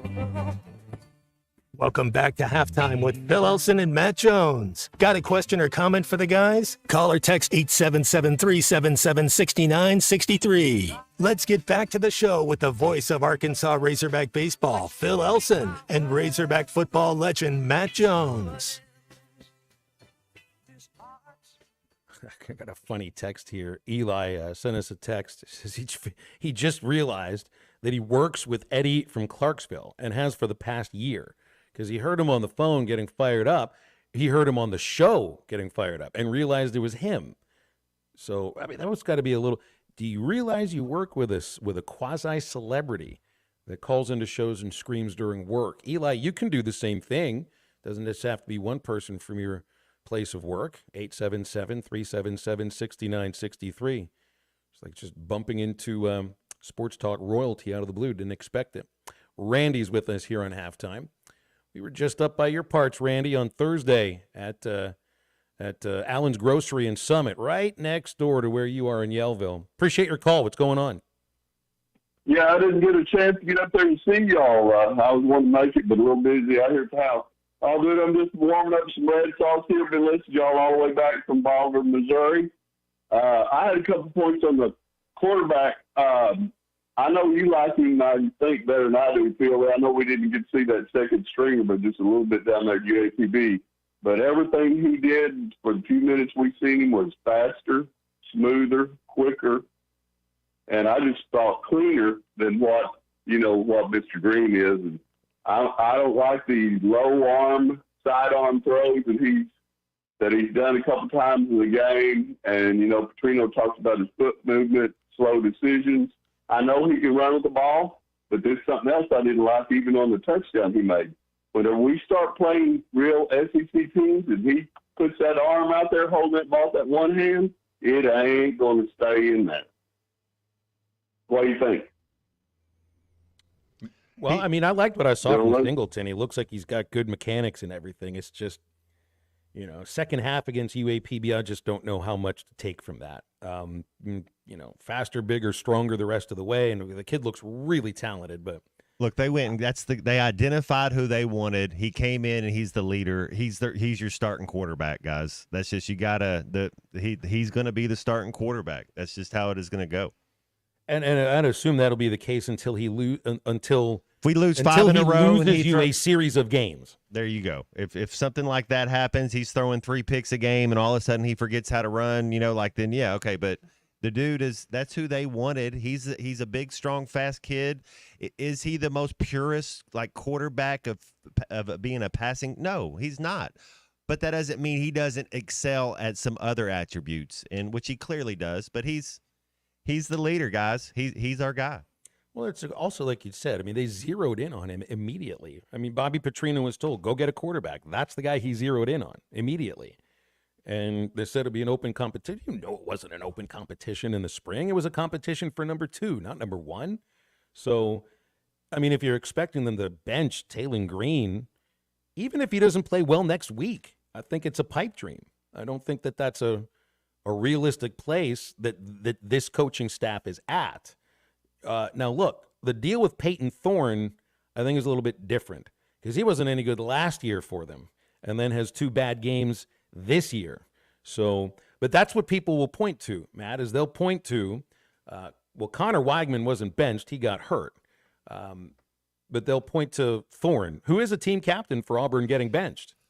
Well, but I think he's more of a finished product. Yeah, Peyton Thorne is not. Nobody's, I don't think, said a whole lot of.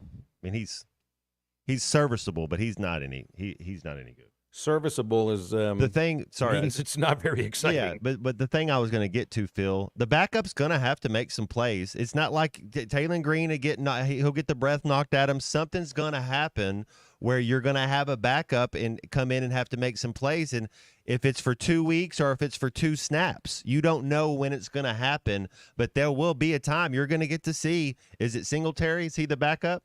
We're going to get to see him in a starting role, whether it's for a few plays or for a game. I mean, it's just that's the nature of the business, the nature of playing that position. It's tough to just take the first snap and be healthy the entire season.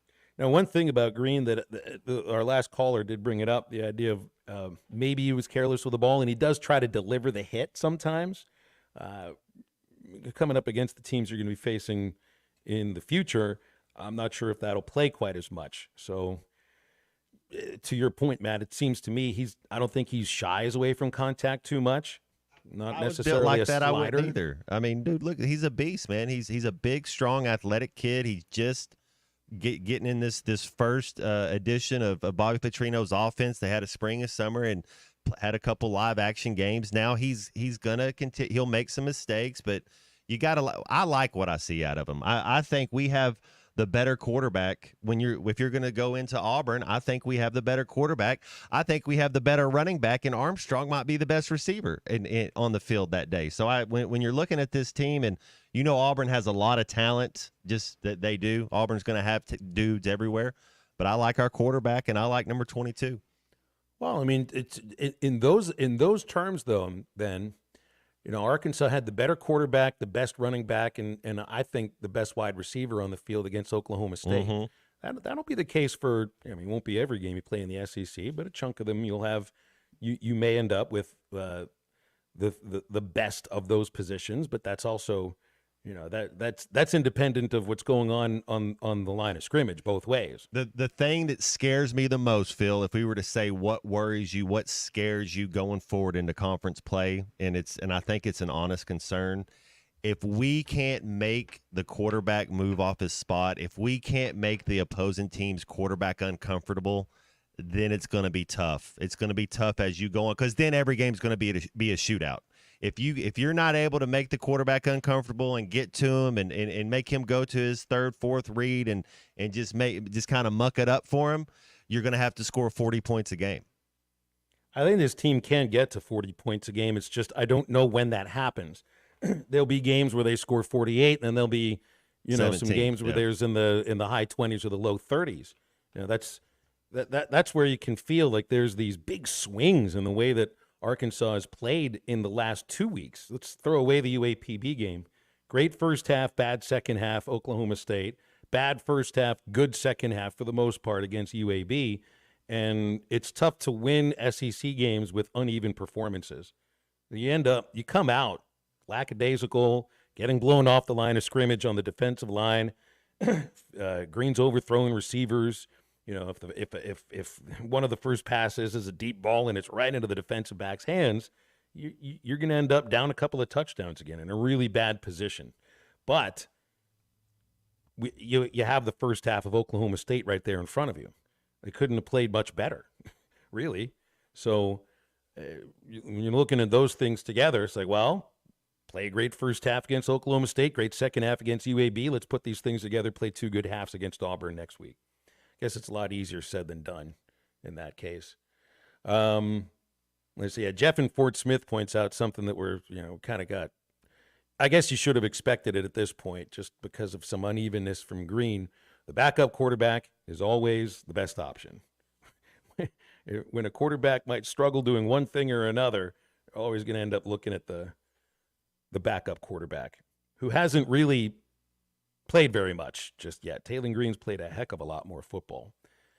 877-377-6963 if you want to hit up with us, as we got a couple minutes left here on halftime. Matt, I saw an interesting note here from the NFL. I actually put this together myself.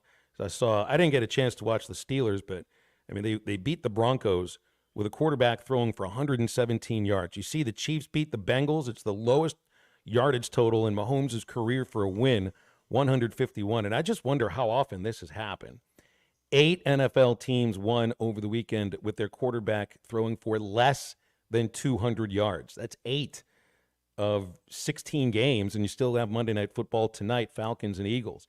And it's not just a matter of guys that are inexperienced or, they're just playing not to lose in the case of Fields, like Aaron Rodgers, Baker Mayfield, Justin Herbert, Mahomes.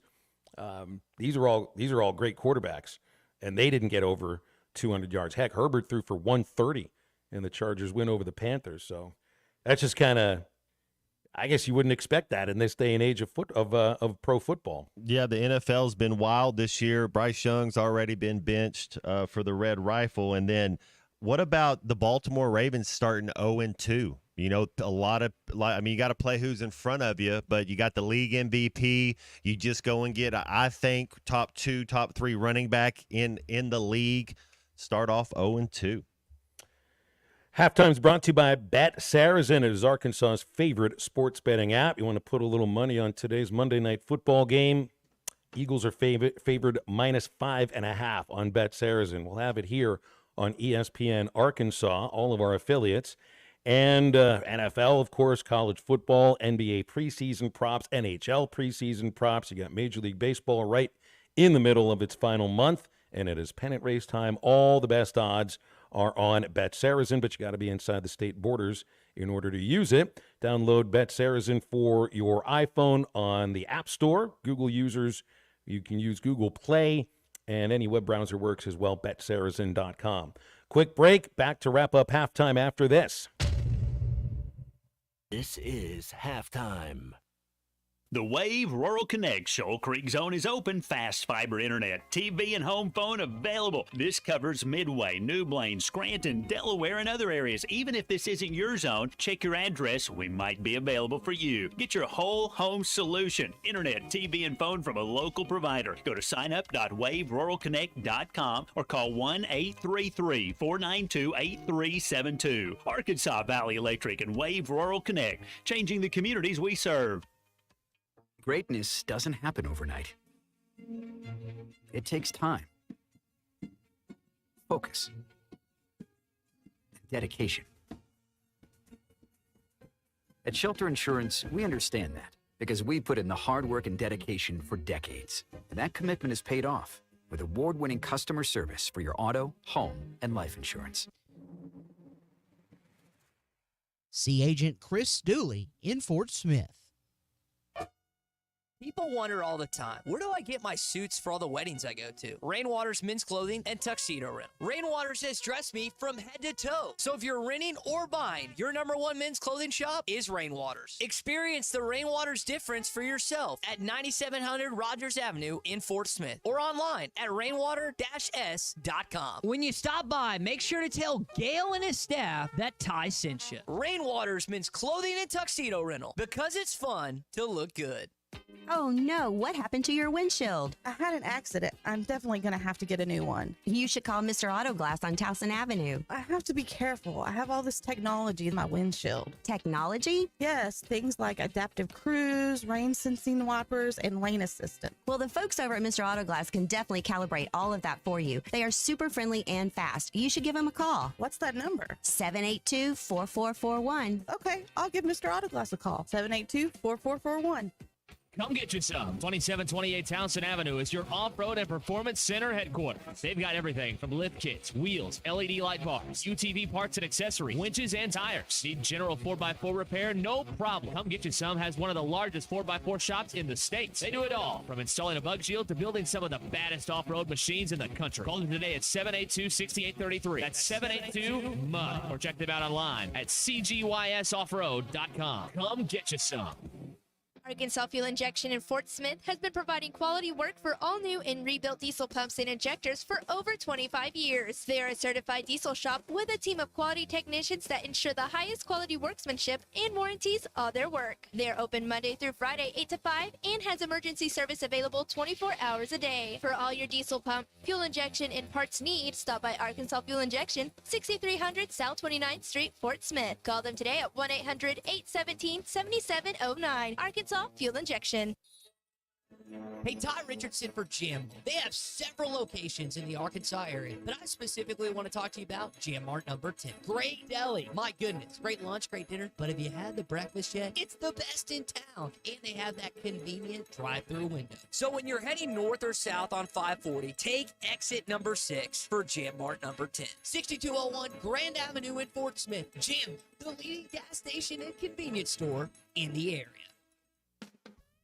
You never know what you will walk up on or find over the hill at the Tackle Box. For almost 50 years, the Tackle Box has been your home for hunting and fishing supplies and some of the best outdoor stories. Whether guns, ammo, fishing supplies, or home decor, come back and see them again. They even buy your old fishing tackle or guns. The Tackle Box, your sports store for hunting, fishing, firearms, and more. 3010 Street, Fort Smith, 646-3193. The adventure starts at the Tackle Box for sportsmen just like you.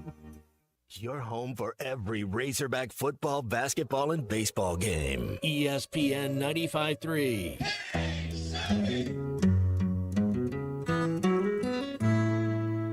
Well, I'm sorry for the things that I told you. Words only go so far. And if I had my way, I would reach into heaven and I'd put you down a star.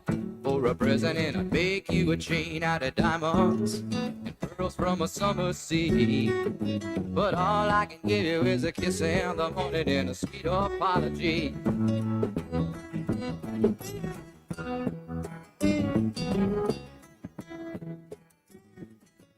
But I know that it hasn't been easy, and I haven't always been around to say the right words or to hold you in the morning or to help you when you're down. I know I never showed you much of a good time, but baby, things are gonna change. I'm gonna make up for all of the hurt I brought. I'm gonna love away all your pain.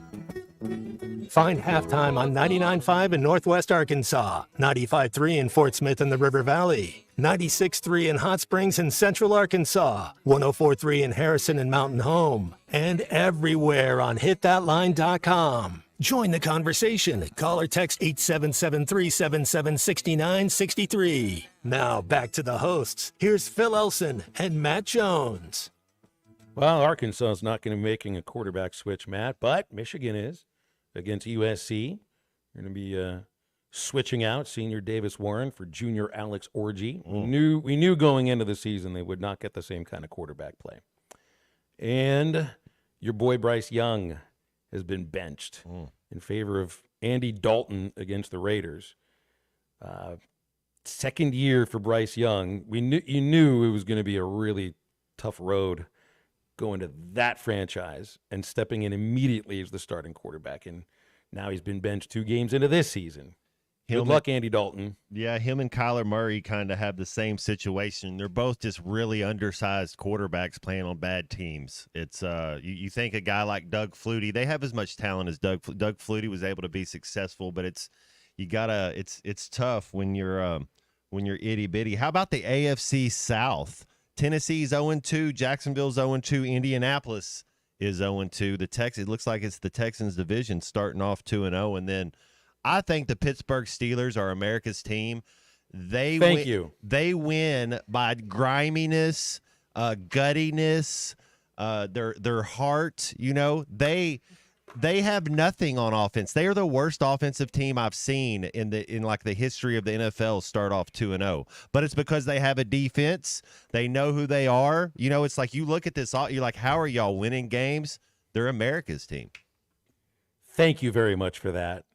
For those who think Dallas is supposed to be America's team, I think it was offered to the Steelers first, and they said no, thank you. 31 points for, 16 points against. So they got a plus fit. I mean, it's just like they don't give up a lot of points, but when you're only giving up 16 points, 8 points a game, it's going to be a 6-3 win at some point this year, Matt. You don't have to score a lot. You're going to have the 2-0 final score. It'll be the same day that the Pirates win a 2-0 ball game. They'll be the only Major League Baseball and NFL team combo to have the same final score the same day.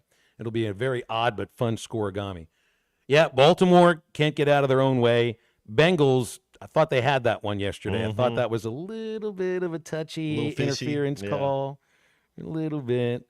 Did you see the meme of who was it? I don't remember the name of the official, but it was obviously AI of Patrick Mahomes kissing the official in a very romantic way after the game was over. That had a little bit to do with Well, that your boy Jimmy Harbaugh, he's got them Chargers 2-0 starting the season. The thing that Chargers have always struggled with is being physical. He might have kind of changed it a little bit there. Yeah, that's right. And then the Dolphins, if you're a Dolphins fan, you're going to next year, right? Like your season's over, and it's just at least you made it farther than the Jets made it last year. I just wonder who you can draft a quarterback next year. It's a good thing they put all the money in the wide receivers. And the quarterback. Didn't they sign Tua? You remember I said I'd sign him. I think somebody called in and asked us. I said 100% you signed Tua, but you put a concussion clause in there to see what's guaranteed because you knew it was just that's because whenever you have one, exponentially they're going to happen more often. You know, but once you have your first one. Same with radio shows. We have to do 4 more of these this week. Is that all right? We might as well. It's not a matter if it's okay. We just have to. It's contractually obligated. That's halftime for your Monday. Make sure you stay tuned for Ruskin and Zach coming up momentarily. Download the Eastside Liquor Halftime podcast coming out in just a handful of minutes. And we're back with you tomorrow for another award-winning edition of Halftime. For Matt Jones, for Kristen Johnston and C45, I'm Phil. Thanks for listening today. That's halftime. Now get up, get out, and get better.